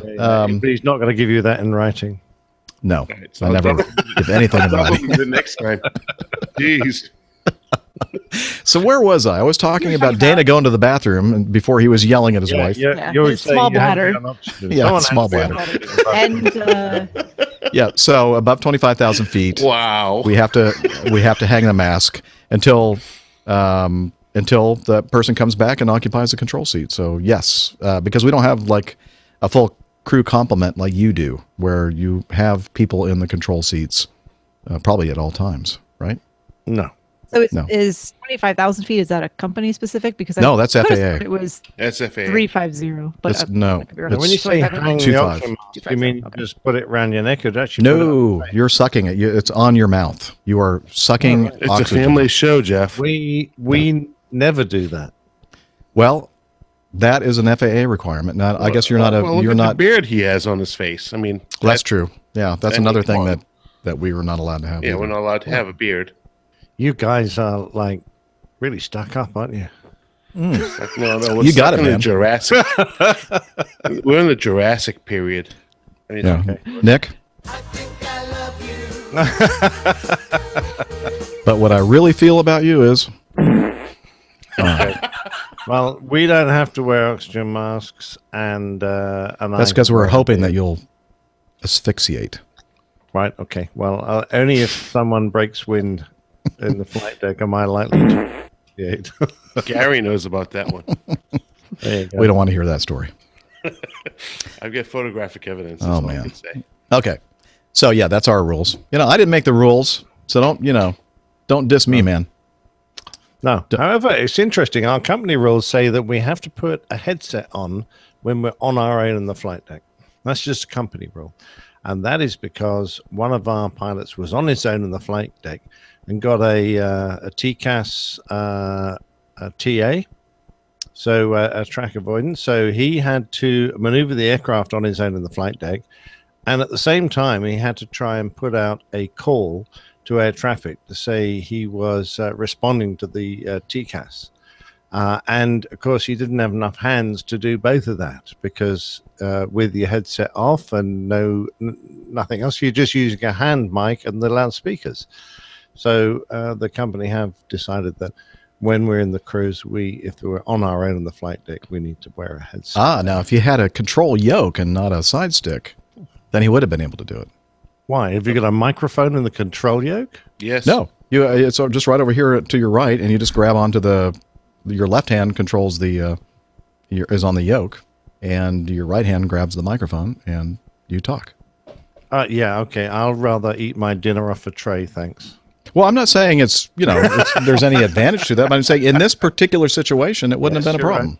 Yeah, that's very true. Just saying, this doesn't happen very often. It's like 1 in a million, probably. Yeah. Well, now you know why their policies are such that we have to do a PDP and they get to go pee anytime they want. Yeah, they wear diapers. Yes, they wear diapers. Let's see. Do you need a separate type certificate for the 737-200 versus the 737-900? No. And I don't know. No. Let's see how quickly we can get through these. No. Okay. How can you solo with a PPL? Are you within view of an instructor? Without a PPL. Oh, without. Sorry. Yes. So the answer to that is no, you're not always within view of the instructor, but you have to have specific training and endorsements from your instructor before you're allowed to go on those cross-country flights where you are out of their view. And you are not allowed to carry passengers, and you have specific visibility requirements as well. So it's like a specific exemption. Well, and can I take that one step further, Doug? Absolutely. As long as you make it within 10 seconds. With 10 seconds, you got it. And so you have to have a proper student medical. You have to have medicals. And that's where the endorsement goes for you to be able to fly solo. Oh, very good. Cell phones, no problem. $10 per minute. Then you'll see how enthusiastic the passengers are then.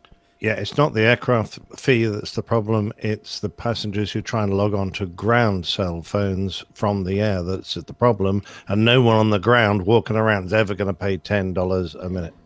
Next. Fees for services like external power, pushback, etc. Are these separate from landing and parking fees? How did they work? You get charged. And Jennifer could answer. I was going to say, if Jen is with us, she'll be able to tell us. Jen answer that one. Yeah. I don't we'll think come she's back to you in 20 seconds, Jen. Okay. How often do you have a 100% clean logbook? No maintenance carryover items. Frequently. Frequently. Yeah. I'd say more than half the time usually. Yeah, I would say 75% of the time. You're flying really clean jets. Well, that's because I'm in them. Dana fixes them himself. I do, actually. He just scribbles out. Are you an A&P? I am Dana? not. Oh, okay. How much time for the jets from total rest to being ready to propel the aircraft for flight? At what time is the fuel introduced, and is this an automatically timed procedure? Well, that's a lot of questions there in one sentence. Total. It depends on the engine. The bigger high bypass engines take a little bit longer than narrow medium bypass engines. And so I don't know, it's probably anywhere from about a minute to 3 minutes. I'm throwing that out there. I don't know. What do you guys think? Yeah, 5 minutes is the minimum time for us on our big motors. Oh, for your warm up. But how quickly could you start it? About 3 minutes, 2 minutes. Somewhere in there. Okay. Yes, but we have kind of policies that say we need to have it warm up a certain amount of time before you advance the power. And yeah, that's 5 minutes. I have to quantify that question. Depends on if your first officer's new or been around a while. Yeah, it can take a very long time. At It can take a long time. I think we're if talking it's about me, it's about 45 minutes, seconds. Yeah. 45 seconds, I can have that fuel engine introduced. It's introduced at an RPM, so it's not a time. Is this automatically timed? it's automatically gauged, I think. Yeah, on some engines. When we fly the 90, that's true because it has a FADEC system. On the 88, we do not have a FADEC system. We are the FADEC system. Oh, you actually put fuel in yourself, Mike. Oh, yeah, it's absolutely all manual. Brave guys. We actually have coconuts. We have coconuts connected by palm fronds or something, and we communicate with the guy in the back. Yeah. Engine room. Fuel on. Turn the fuel valve on number 1. How many listeners do you have? And I said, millions. Let's see. When will listeners? 1 million. 1 million listeners. You have to watch the video. When will the main cabin passengers get some good news aside from lower fares? Never. Shut up and go sit down in the corner. Yep. Good news. You're going to be early to the gate. What are you talking about? At what point do you specify a type rating? Safely. Oh, I'm sorry. At what point do you specify a type rating? A PPL is for single engine. If you test on a Cessna 172, what about other similar single engine aircraft? What about different types of twins, Beech versus Piper, et cetera, et cetera? Do you need to qualify for each type? How similar are the cockpit layouts? And then I put in here, kind of quickly answered, it in the United States, which it's different. I think in New Zealand, don't they have to, like every airplane, they have to have a different They call it it's a different checkout. They call it a type rating, but it's from not what I've really heard. I don't know if, not a type rating the same way that here in the U.S. you need a type rating for, you put it in there for the aircraft that are over 12,500 pounds or turbojet aircraft. Those require type ratings. Good point. But yeah, it checkout requirements can vary country to country. Here in the U.S., going back and forth between different GA aircraft, single engine, twin engine, you're still going to want a thorough checkout as to that aircraft in particular, the systems, and go with someone who's an experienced either instructor or has other significant experience with the aircraft to learn all the flight characteristics. So. And here in the States, if I may add one thing, is that it's all driven not by any qualification necessarily by the FARs. It's actually driven by insurance. Right. Because it's insurance, because they tell you they want you to have 100 hours worth of multi-engine time to be able to fly a multi-engine airplane. Well, how are you supposed to get 100 hours worth of multi-engine time if the insurance companies don't let you to fly the airplane? Catch-22. It's a catch-22. So if they don't let you fly the airplane, well, how are you supposed to build 100 hours? It's crazy. So, Yeah. But yeah, you can fly any airplane if you're a single-engine pilot. Then you can fly any single-engine airplane. If you're a multi-engine pilot, you can fly any multi-engine airplane up to 12,500 pounds. But the real restriction is here in the States is the fact that you have to have insurance coverage, and the insurance underwriters won't cover you unless you have XYZ amount of time or sign-off. Exactly. Very good. Oh, you know what? Earlier in the show, I talked about the people that said don't just kind of blow through the registration number. It was Ralph. He says, also, please don't say registration number, yada, yada. Many of us are interested which individual aircraft was involved. Sorry. What happens if my registration is yada, yada? Well, then, I don't know. We'll have to say something else. Or we'll have to do the phonetic. Yankee Alpha Delta Delta Alpha. Yankee Alpha Delta Delta Alpha. I wonder if there is an airplane somewhere in the world that has the registration yada. It'd be funny if they did. So it would be no, not Canadian. Wouldn't. That's why. That's all. I don't know what Y is. Yeah. Their tail numbers being with C. Okay, Ralph. How did we do? We do okay? He's like, I'm never sending feedback again. Probably never, not as much in depth as he was hoping. But we do appreciate you though, Ralph. We really do. We appreciate everybody. We do, absolutely. It's not a DC show John, without- including DC John, he sent in some feedback. He says, "I continue to love the show." Wow, thank you. This guy's got some kind of a problem. I wanted to pass along this short video of a Dash 8 landing into what appears to be quite a headwind. It looks as if the plane is not making any headway and more or less landing vertically, moving a bit to the left. Can't tell if that is just the angle. I'd welcome y'all's expert analysis. And I looked at this, and it's the that thing that I keep forgetting the term, but when you have a big Foreshortening? A focal length, like a very large focal length, like a big telephoto lens. It compresses everything. What is that, Nick? You're the professional photographer. Yeah, that's squeezing everything together. Okay, that's the technical term. Is the actual technical term foreshortening? Yeah, foreshortening. That's going to be the official. But actually, no. If you're a professional photographer, it's 5 shortening. But 5 shortening. Because you're always one up on everybody else. Way, I discovered an airplane with the registration Yada. Oh, really? Yep. It's a British airplane, Golf Yada, YADA, and it's a C-42. There you go. Wow. Perfect. So, hey, this is why you listen to the Airline Pilot Guy show. Where are you going to get that from any other aviation podcast? Right, too. I don't think so. Yep. Yada, yada, yada. Anyway, so yeah, looking at, I did look at this Dash 8 landing. Great job by the pilot. I mean, he did it perfectly. It was not only was it a big headwind, it was a very strong crosswind as well. And he came down, he put the rudder in, and he dropped the wing into the wind to compensate for the fact that he's putting the rudder in to straighten out the fuselage with it was textbook landing in a very high crosswind situation. And bravo to that pilot. He's all that. So you should check it out. It'll be in the show notes. And the answer, DC John, is the fact that the ground speed may not have been super duper on it, but it has more to do with that, making things look closer and focal length thing. Okay. Jordan, this is not a photography show. It's an aviation show. Jordan says, hello, Captain Jeff and APG crew.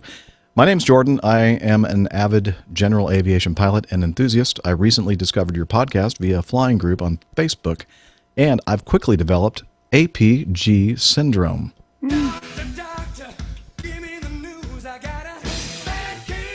APG syndrome.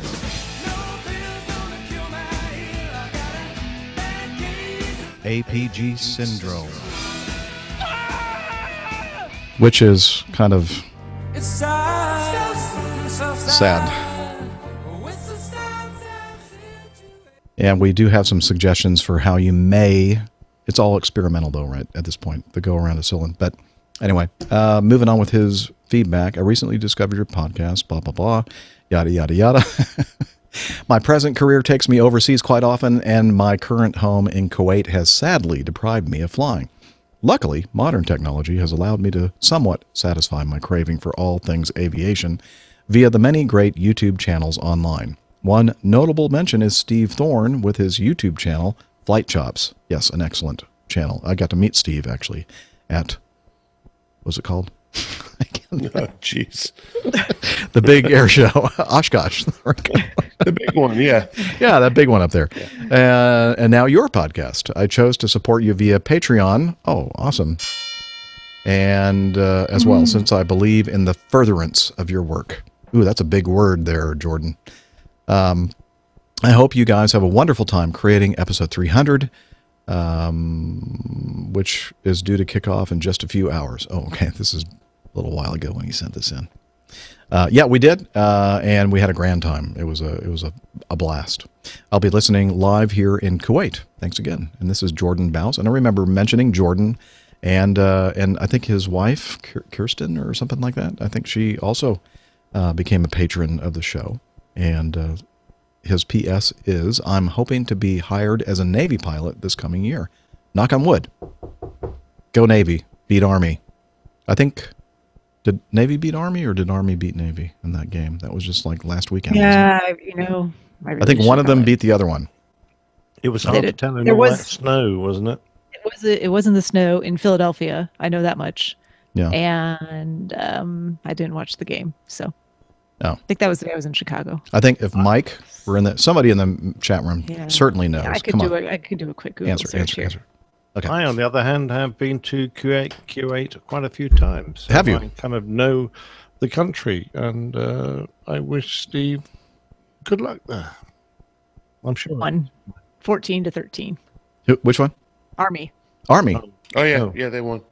Bad luck, mate. Looks like now Dana comes in and tells us. Yeah, Where were you before? Actually, the truth is, well, I had to go to the restroom actually. Oh, but the Navy missed a 40 yard field goal to win the game. Oh, that's right. I did see the highlights on that. You missed it. Or lowlights. That was a great game. That was really a great game. Apparently Lane wants me to play the Sad Situation song for that. Apparently he's a Navy fan as well. Oh, well. Sorry, guys. Let's see. What was I going to do next? Walt sent in a question, a 727 question. Hi. Hello, APG crew. Here's a question I've been wanting to ask someone for a long time. Many years ago, I was a passenger on a 727 operated by a U.S. legacy carrier. We started the takeoff roll, and we're maybe going 30, 40 knots when there were 3 very loud pops in quick succession from the back of the plane. The pilot quickly pulled the power back, and we rolled along the runway for a few seconds. Then went back to takeoff power. We completed the rest of the takeoff and flight with no further incidents. What would cause such a loud noise, but not be serious enough to stop the takeoff? Great podcast, Walt. Well, I flew the 727, a total of 10 years. I have a lot of experience with it. What you heard was the number 2 engine, the one in the center line of the airplane that is in the same plane as the number 1 and number 3, the left and right engines in the back.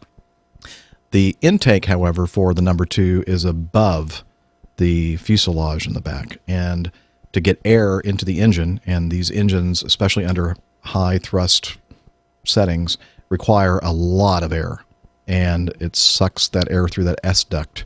And if you are in a situation on the 727 where you have any kind of a crosswind, you have to be very careful with demanding too much power to the number 2 engine until your airplane is rolling down the runway at a certain point, and then you can kind of feed in full power. And if you don't, then you can end up in a situation like you experienced, and I've experienced it myself a few times. And so what we would typically do on the 7.2 is we bring up the 1 and 3 throttles to a certain position, release the brakes, start rolling down the runway, and then, I don't know, 30, 40 knots or so, we'd start slowly feeding in the number 2 engine. And then by that point, even in a pretty strong crosswind, you'd be okay. You wouldn't have a compressor stall. That was a compressor stall that you heard, the loud pops. Now, I would say in most cases, you would not want to just pull the power back and then put the power back in and continue the takeoff, unless it was like a really long runway. But technically speaking, that would be a reason to abort the takeoff and then try the whole thing over again. But I wasn't there. I don't know what airline this was. I don't know the pilot involved, but that was probably not the policy of the airline to do that. But that's just, without any other information, that's what I would say. Well, sorry, his Jeff, perception. Did you just say the 727 sucked?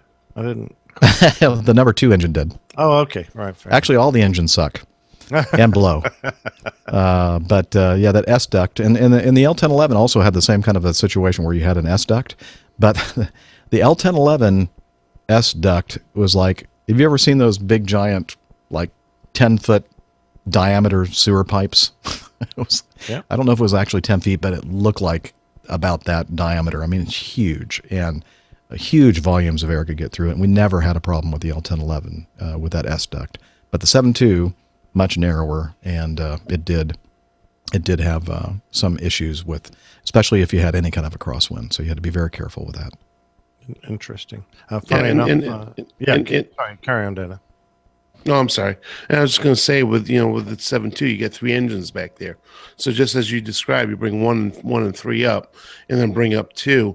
His perception may have been that they may have pulled power, but in fact probably would bring in power because he had heard both 1 and 3 come up. Well, except for the 3 very loud pops that he heard. Yeah. Okay.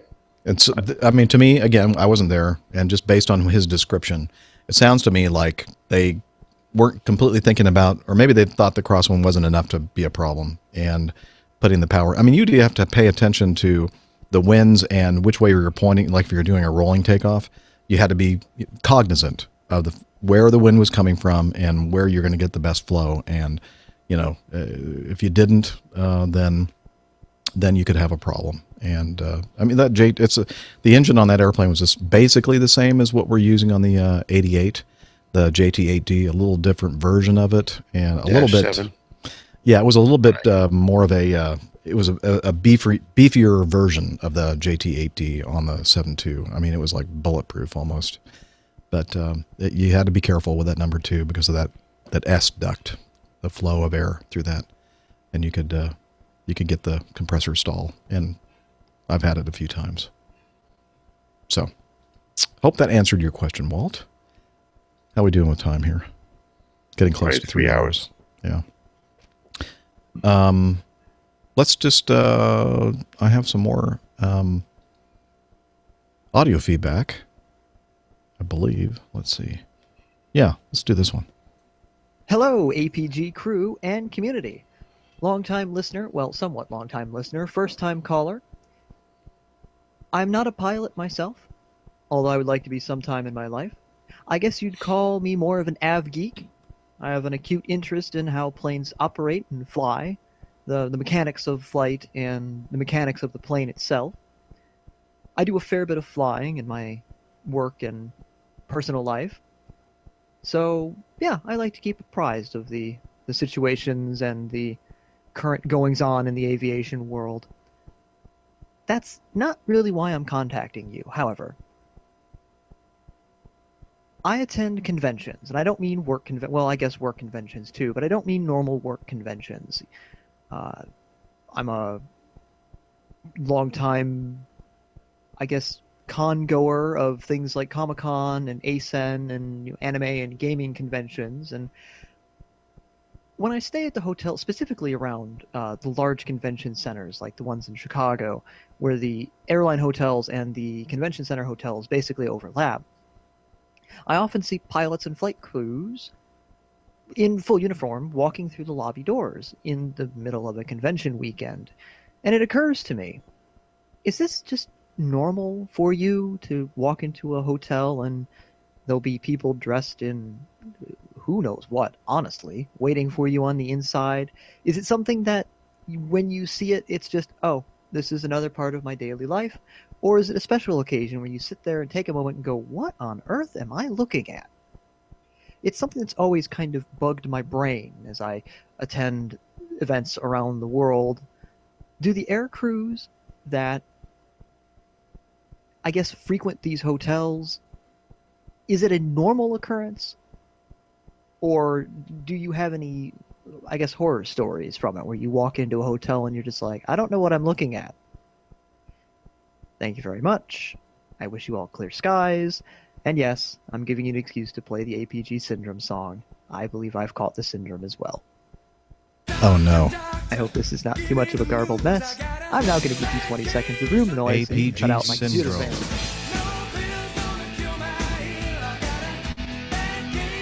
APG Syndrome.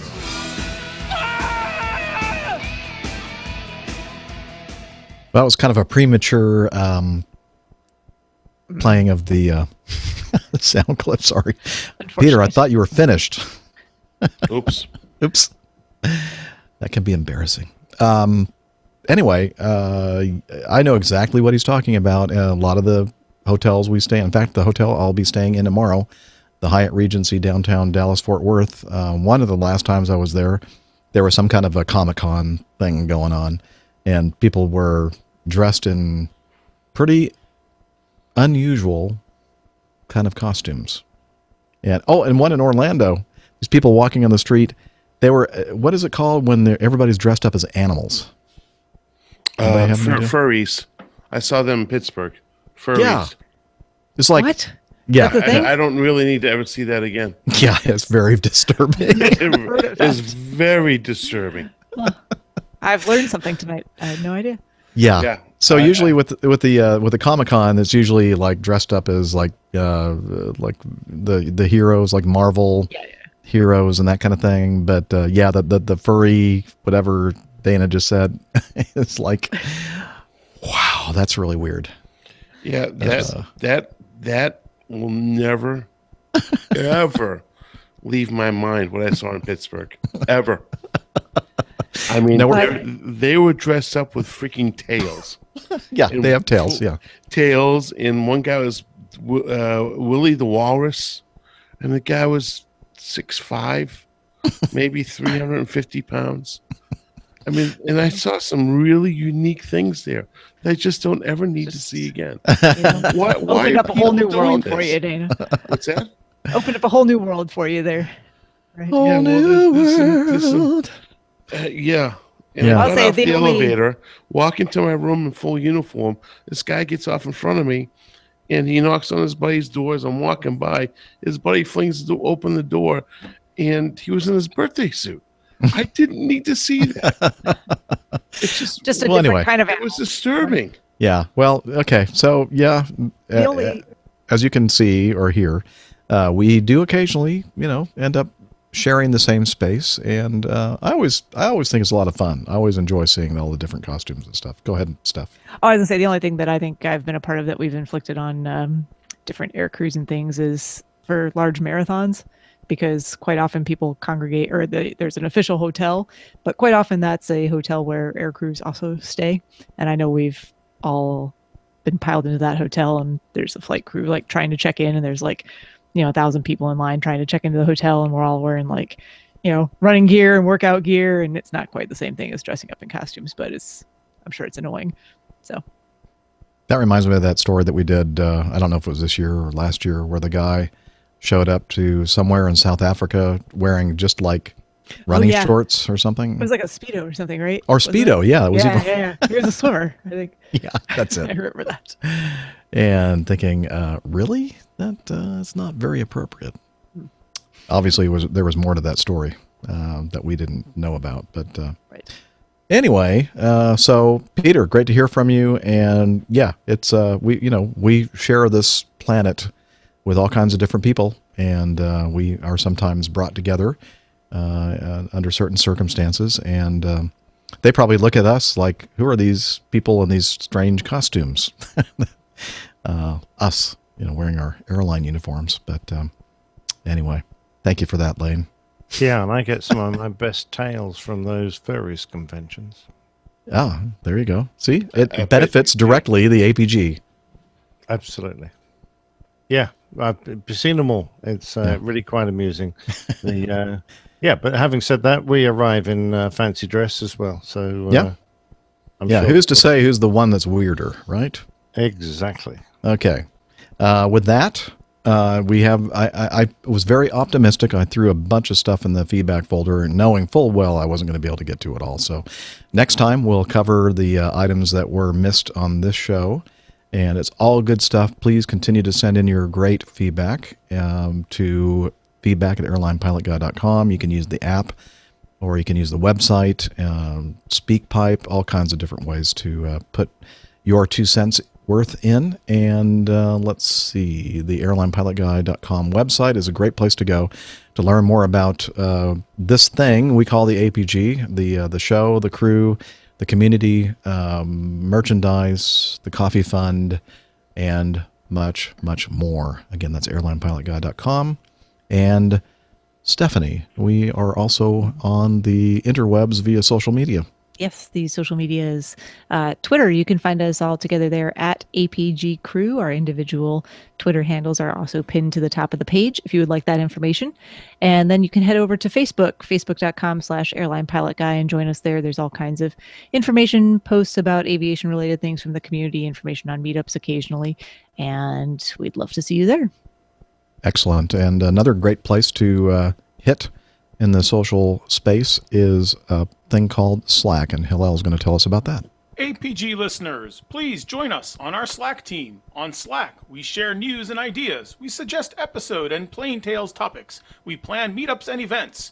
To get into the Slack team, please send me a tweet with your preferred email address to @HI11E1, and I'll send you an invitation. That's Hillel @HI11E1, and see you in Slack. Thank you, Hillel. And it's been a great show. Thanks, everyone, the whole crew here. It's always great. Every week I look so forward to being with my wonderful crew and this great community, especially the ones that show up, the dedicated bunch in the live chat room. Please take advantage of that. If you ever get the opportunity, I think you'll have a grand time. And until next week, next episode. Wishing you clear skies, unlimited visibility, and tailwinds. Take care, and God bless. Cheers, y'all. Bye, everybody. Good night, everybody. Jam switch. A little bit of finger trouble. I missed the switch. Wait, hold on. I don't often miss the switch. No, never. Yeah. Never. Do we need to teach you about the proper use of buttons? Well, no, switches. Okay. Oh, man. Good night. That was fun. No. Where are you going? Are you going? You got to go? Okay. He was just re-recording his good night for you because I'm there was just such saying a... everybody good night Okay. on the podcast. Okay, say it again. Good night, everybody. We'll see you next time. Perfect. Wow. What? Wow. You're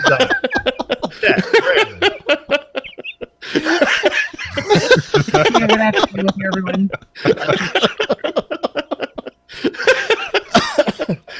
Wow. Not Wow. I think HR needs to interview HR for that. Yeah. That's dreadful. HR will be having a couple of meetings. Hey, Nick, you need to go to bed, man. Get to sleep. Why, you want to get rid of me? No. I just feel bad about you being up so late. And wind down. Okay. I'm just gonna hang up my He's headphones. going to Barbados. for What is he I'll be doing right about? back. I've Yeah, got when 2 you- days off. When you... Oh, okay. He's going to Good. Barbados on Sunday. Saturday. Nice. Bit close. Okay. Today's only Wednesday, isn't it? I've got Thursday, Friday, line check to Barbados on Saturday. And then, would you believe it? They're flying me out of Heathrow, but landing me back at Gatwick. So I've got to find my way from Gatwick back to Heathrow to pick up my car to get home afterwards, which is the last thing you want to do after an all-nighter home from wherever Barbados is. What type of crap is that? They should provide you transportation back. Well, they do. There's a coach service, but it's only about 4 or 5 a day. So sometimes you've got to wait a couple of hours to get on it. But, so I'll That's take hogwash. advantage of that. But Well, just Tell me about it. call up Richard and say, hey, give me a lift back to my car. Exactly right. That's what I need. Yeah. But there you go. There's another word I could use for Richard. Let's not do that. No, I didn't Nah. say anything. He gave me a job. He's a very nice chap. I'd say awesome is probably the word you were looking for. Awesome. All right. Yeah. Lane, did you guys enjoy that? Giving through the show notes in the live chat for the people to follow along with us. Oh, really? Yeah, I was at first I was just like individually doing each one, and then I don't know, Google Hangouts does something weird to the URL, adds some stuff on the end of it, and I thought, well, what the heck? I'm going to go ahead and just put the whole darn chat or the show notes in there. Yeah, there But were a then bunch of they'll know anonymous people in there. There was the anonymous leopard, the anonymous kangaroo, the anonymous shrew. Oh, on the show notes page. Okay. Yeah, because it gives like a little funny character and a title to all the people who aren't in your circle. Ah, okay. So I was when you first said anonymous, I'm thinking, oh, wait a minute, I thought this was unlisted. I didn't want to put that show notes link out there to the public. No. Well, now It's I just understand what you're talking about. Whoever Gotcha. was following along with it would Right, show right. notes. But Yeah. if you Show do them. that, Jeff, they'll know when we're bullshitting and not following the show notes. Exactly. It's all about transparency here, man. Oh, no, we can't have that. I guess we need to have a meeting. Have I messed up? Dana looks very concerned. He's sad about something. I don't know what he's doing. I don't know. Yeah, I'm looking at audio hijack, and I've got 3 hours, 15 minutes, and 35 seconds worth of. Yeah. I got 3:21:21. Yeah. Okay. And guess what? I'm going over to my recordings, and it's showing length 0 in size 175.3 megabytes. I don't get it.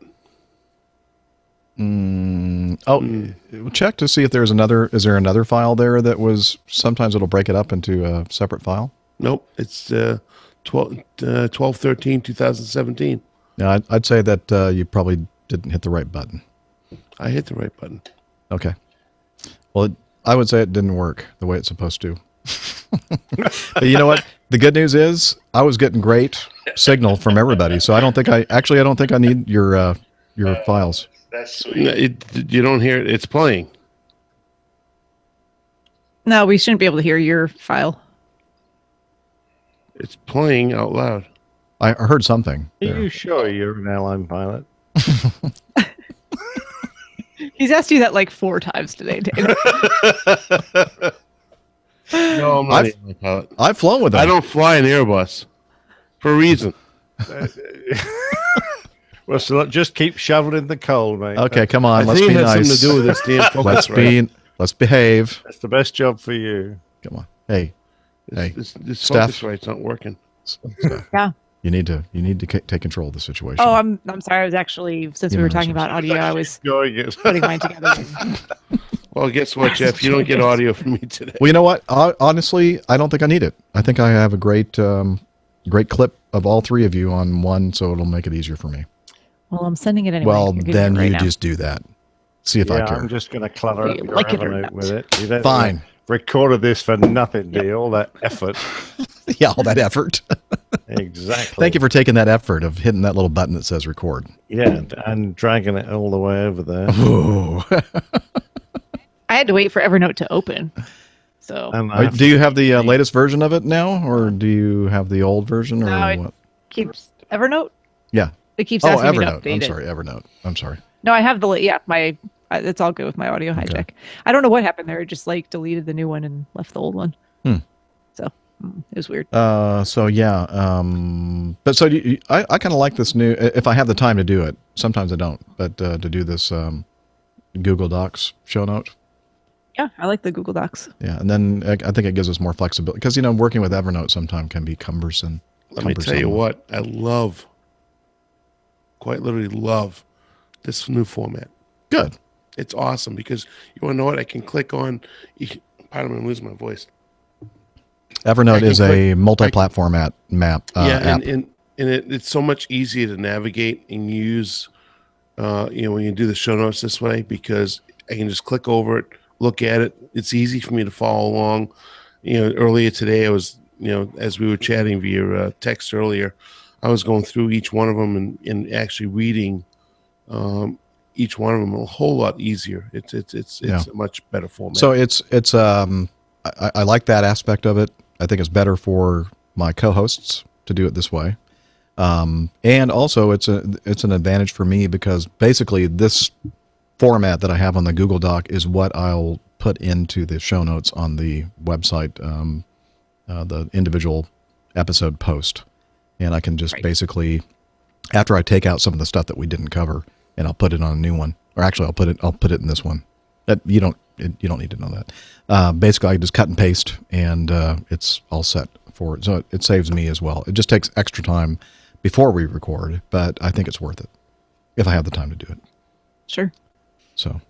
No, I just like it because now I open 2 internet browser windows, and I have the news in one and the feedback in another, and then I do the same thing where I close them out, but that way it's not so cluttered that it's easier. Yeah. It was easy for me to miss one before, this way it's just easier. Yeah. I mean, a perfect example is before you'd say, Dana, can you read this? And I'm like, where are you? Where? Yeah. Where are you? And this made it so much easier because I knew, I'm sorry you text me, but I knew exactly where you were. So I could just chime right in with, the Salt Lake deal. Yeah. Now, honestly, sometimes I did jump around a little bit because I wanted to make sure that I got some of those in for but this still, it was episode. still, even with you jumping around, it was still very easy to follow around. Yeah. I mean, I was able to click immediately, able to figure out where you were and what to click on so I could look at it. Yeah, one of the problems with the Evernote app itself is that it depends on which platform you're using, whether it's like a Windows machine or a Mac or iOS or Surface, whatever, how it kind of arranges, like from oldest to newest. That's the way I like to do it, and you can't do that in all the different platforms, which is kind of frustrating to me. I don't know why they don't make it so you can do that across all the different platforms, but they don't.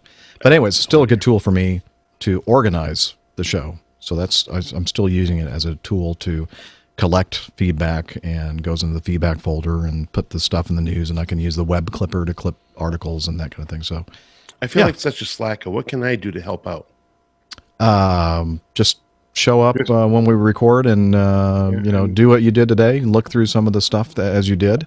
Yeah, and so you have an idea. Yeah, and just master that mute button. That would be great help for that. Freaking muted. I did have her freaking muted. I didn't realize that when I was yelling to it was my like wife. all of a sudden we hear this. Yeah. And I finally had to decide. So what is going on? I'm quite literally sitting here holding the goddamn switch because I don't get feedback because it's not grounded for some reason. When I take my hand off of it, I'm getting a humming sound. Oh. Well, the good news is it's just coming to your headset and it's not coming through the. Well, that's a great thing, but the problem is I sit here for 4 hours. Yeah. And I hear this hum, so I'm holding on to the damn box, so I don't hear the damn. I don't hear the damn hum. That's weird. It is weird, and I can't figure out what it is. But it's only going through the Focusrite and the because that mic thing is switch not and getting powered, so it shouldn't be introducing any kind of 60 hertz hum. Yeah, and I'm getting the hum, and I know. No, that I can hear one too, but I don't know where it's coming from. Well, I know when I ground it, like if I touch the Focusrite, if I touch the mic switch, or I touch my computer, it goes away. Oh, so it's probably coming from the power to the Focusrite. Is that powered by like one of those DC power things? No, Or is it just It's USB? powered through the USB. Oh, okay. Next time you hear the hum, disconnect the power to the Mac and see if it eliminates the hum. Nope, got worse. Okay, really? Yes. So the way you have the cables snaked around, if you move them around and like experiment with different positions, sometimes that'll eliminate. And I thought maybe it's my power strip, but I do have on that power strip, I get the 3-prong. So Yeah. I don't know what's going on. It's okay. I'm dealing with it. I'm happy with it. Okay, yeah, but yeah, I know what you mean. It's kind of irritating to hear that sound. It is. So that's why you heard me playing around, because it's like, okay, maybe if I plug it back into my microphone, maybe I can work it that way so I don't have this stupid hum. And that didn't work. That's what you heard. So before I started, I was listening to my setup, and I was getting a hum, and it turns out that the iPads that I'm using for various things, when I disconnected the power to them from the lightning port, then the hum disappeared. I know that's not the same situation for you, but it usually has something to do with power. And anyway, yeah, the Mike, cables. it says, reverse the polarity on the power cord. I wouldn't. How the hell do you do that? well, you get your screwdriver out and you Yeah, probably not ideal. make sure it's not plugged in. Yeah, Maybe it might I be need that your audio cables aren't shielded, so you might just want to invest in some shielded audio. cables. That's true. The audio cable, the XLR that comes with the ATR mic, is a very thin XLR cable, and I don't think it's shielded as well as it could be. That might be part of the problem. These cables here. Yeah. The one is one little bit skinnier than the other one. You need to buy some $300 cables. Monster cables. Yeah, exactly. Sure. Only Yeah, about $1,000. No, don't do that. Don't do that. He's joking. Don't do that. I'm joking. I can. No, I can afford it. No, Monoprice Monoprice sells really good quality shielded cables, and they're cheap. They're like some of the cheapest out there. So monoprice.com. If you feel like seeing if that's the problem, I don't know. It may not be the problem. You know, I could actually flip around the actual cables on the way I'm using them here and see if that resolves any of it. Yeah, that might. So we'll see. It's okay. Yeah, but it's something though that can be fixed. It has something to do with the power somewhere. It's okay. Micah says flip the cord over when you plug it in. Flip I it did. over what, mate? Well, if it's a 3-pronged plug, then you can't do that. Right. Or if it's Flip it over your head? not equal size, They flip it off. like you're.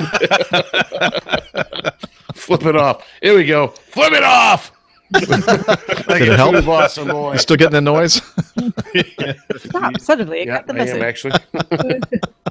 I had resolved some of it by plugging in my Bose to electrical power, Mm-hmm. but now I'm getting even more feedback when I do that. It's kind of weird.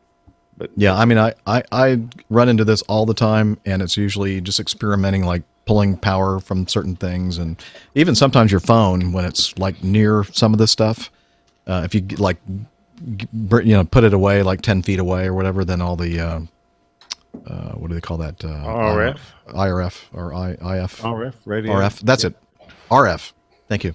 It's all electromagnetic confusion that's being caused by the wigglies going around, and audio is very sensitive to that because anything generating a bit of RF will get into your cables and create that. So it's all good. Let me tell you what, I'm really happy with this setup here. So good. Now that I actually have high speed, isn't it nice? It's like a whole new world. It's been unbelievable today. There's no interruption whatsoever. Yeah. Oh no, your audio's been clean, very, very clean. Yep, and the video as well. It's only going to get better because I'm going to have. Yeah, actually, I preferred the video when it was a bit fuzzy. Wow! Wow!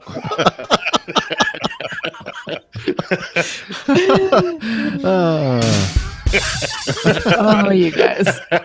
Family show, ladies and gentlemen. Wow! What do you say to that? You don't. There's nothing you can say. Hey, I might be going over to that place over there near where Nick lives. Is it city? The known big as city. England or England. London? London. Are you gonna come? Yeah, I'm thinking about it. I just got my schedule, and I have some days that will work off. So I don't think anybody here in my family will even know that I'm not here. So I can probably go. When are you thinking of coming I over? forgot Well, about happy the to see dates. Is it a weekend? Yeah, it's a weekend. I'll be off. Which weekend? Well, the 20th. Oh, well, that's for the For the the 200th? yes, the PTUK thing. Damn. Actually, my Christmas leave, I should be. Ow! Don't do that. Ow! Sorry. That beer bottle hitting the microphone makes a big noise. See? Are we talking 20th of January or 20th of January? 20th of January. I don't have. I thought my you said you were on a roster yet. trip. He said No, he no. didn't. He wasn't going to know his schedule yet. No, the 20th of December. No, the 20th of January. I don't know yet. Okay. I'm doing my rural, my rural Have a Cambridge. society lecture on the 18th. So I'm expecting to have a trip on the 20th because, like, they've given me days off over that. I'd expect to do this trip straight off. So but I have fingers crossed just in case. Excellent. Yeah, our awards aren't out yet for us. Yeah, yours come out probably in a couple more days. I just got Of mine course, today. we're just yeah. Let me see the calendar. Yeah, so I looked at the flight. It depends on how the flight Well, I'll be availability is. Yeah, well, Dana, you want to come with me? Yeah, if you leave on the 9th, probably I'll be off on the 19th. Is my Now, guess. I'll probably leave on the 18th because I'll get there the morning of the 19th, and then I'll have a little time to recover before the 20th. Yeah, well, I'm on vacation from the 7th to the 14th, so that might be a little difficult. So it might be the 15th for me. Get there. Damn, that's so annoying because 19th. like I could put you up, but I'm going to be up north doing this lecture because it's quite a long way north of me. It's about 4 hours drive. And when is that? On the 18th, so I'll be going up on the 18th and not getting back till late on the 19th, probably. Okay, well, I'm probably not going to be showing up until the 19th. All right, well. So I'll be leaving on the 18th, like that night. Yeah, I'll be there on the 19th in the morning. Brilliant. Well, I hope to heavens. Yeah, you're welcome to stay anyway, both of you. Jilly will look after Both of you. 3 of you, all 3 of you. Wow. Oh, he got excluded again. I probably have accommodations. It's very nice of you. I probably have accommodations. My brothers are coming, so we're gonna. I can't put them up. No, I know. So don't worry about us. That lot you don't want to have in your house. Fortunately, I have 3 friends that live over in England, in London, actually. So if you can't put me up, I've got other options. Yeah. Well, Jilly will certainly have spare rooms for you if I'm not around. And that is guaranteed, gentlemen. Oh, right. Well, that's nice to keep in mind. Although I don't know exactly where this thing is. Somewhere close to London proper, right? Talk to Carlos. Just that Make sure he gets you the London info. is pricey for hotels. Yeah. I haven't and checked it out yet. I need to. My house is like an hour away on the railway system. Oh. Although If you can find the right train. Yeah, and it's not the cheapest railway system in the world. So you might want to price up a ticket and then go, actually, that costs more than a hotel. Should just stay in the hotel. Yeah, exactly. But, you know, if you stay in a hotel, you don't get to see Jilly and That's Nick. very true. Well, I probably won't be there, but... okay. Well... But then again, it might be less expensive if we split a room. Mm-hmm. Oh, then you have let to me see what my schedule... Well, let me see what my schedule Yeah, reveals. well, just keep in touch. Let me know how your schedule works out, and then we'll see what we can do. Sounds good. All right. Awesome. So I'm going to go ahead and stop the broadcast. Okay. I was going to ask about a Christmas show. We're doing a Christmas show. Yes. Sort of a Christmassy show. Yeah, you know we never stop. I know we never stop, but No, there's one planned, remember? Oh yeah, there's a big Christmas show of aviation podcasts. Is that going to be our Christmas show too? Am I doing this show? I'll go to the bathroom. I'll be right back. Okay. If so, nobody's told me that. I'm just assuming that Carlos and yes, Matt are doing it, and I'll be showing up. That was my understanding. But when are we is that? talking about December or? Yeah, like this month. Yeah, like this I'm Christmas. heading off to JFK. That presumably it's Friday the 22nd. They're talking about. No, I think it's a Thursday. The 21st. I think. That might work. Ooh. I don't know. Is Micah still in the you're chat right. room? He knows these things. Micah, help. When are we doing this show? So Because, I should probably. I'm going to plan on doing an APG that week as well. Oh wow, that's going to be busy time. Well, I mean, you know, if we don't, then all the darn yeah feedback just piles up. No, I guess we could. no. You know, we could just take off. We could just say, well, let's just do the PTUK show, and that'll be our show. Well, no, we don't get any feedback. I'm We back. could do a feedback special a little earlier in the I'll week. just do the feedback on their show. I'll say, okay, now moving the feedback folder. I'll just hit the sound effects, and they'll go, "What the heck is he doing?" I'm taking over your show. Is what I'm doing. 21st. Why are we still live? I don't know. That's because people love it. Because we want to be transparency and all that. Just making sure. Because I was about to hit the button, then Nick wanted to. Chris Kringle. Chris Kringle. That's See, exactly why I Micah said did Chris. confirm Who the it's hell? the 21st, 1900 Zulu. So, Okay, 21st, and then the next week is my birthday week. yes. Happy birthday So, to you. Thank you. But we'll definitely do a show that week as well. Last time I think I actually did it on my birthday, didn't I? Or didn't we? I think we did. I think we did. Anyway, Did one of my birthdays, just never let you know when it was. and we don't want to know. Good. Excellent. When is your birthday? August? I'm telling you. July? Nope. It's somewhere in the summertime, I think. It is in summertime. Yeah. It's the only month without a holiday in it. August. Yes. It has my holiday in it. There you go. There's your holiday. So we're talking about next week. Let me see what my next week schedule looks like. Well, I think what we're saying is we're thinking about just making the PTUK Christmas special our show next week. But should we have time to do just a feedback a little earlier? Yeah, we could do that. We could do that earlier in the week. What are you doing earlier in the week? Well, I'm free 19th, 20th, 21st. I won't be on very long on the 21st because I have got a very early morning flight on the 22nd. All right. But I might be around for a bit of that show. Would the 20th be best for you, Steph? Wednesday? I have no idea. Okay. Sorry. And then Dana, are you flying next week? Yep. I'm working a 4-day. Yeah. The only day I'm good for is probably the 19th. Okay. Or the 18th. 18th and 19th. I'm off starting Sunday, so you said the 20th night. wouldn't work. That's a full leg day. Okay. To a pretty late. What time are you available on the 19th? Done at noontime. Oh, perfect. And you said, Nick, you're going to be available I'm free 19th. Yeah, free Okay. 19th. And I'm free the 19th.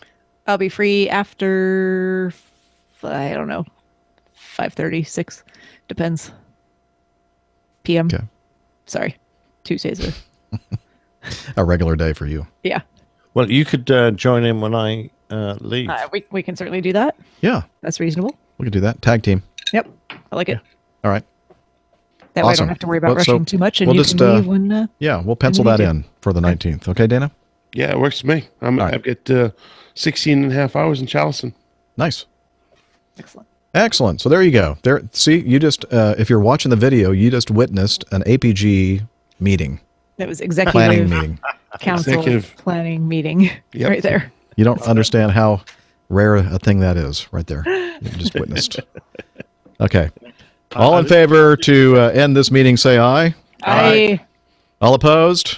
Nay? Nay. Okay. It's resolved. I don't know parliamentary law. Well, it's a good job we're not in Parliament then. Yes, good thing. Very good thing. Okay. See you, everybody, if anybody's still there. Yeah. Bye, guys. Lane and Glenn. Yeah, Bye, guys. Chat room.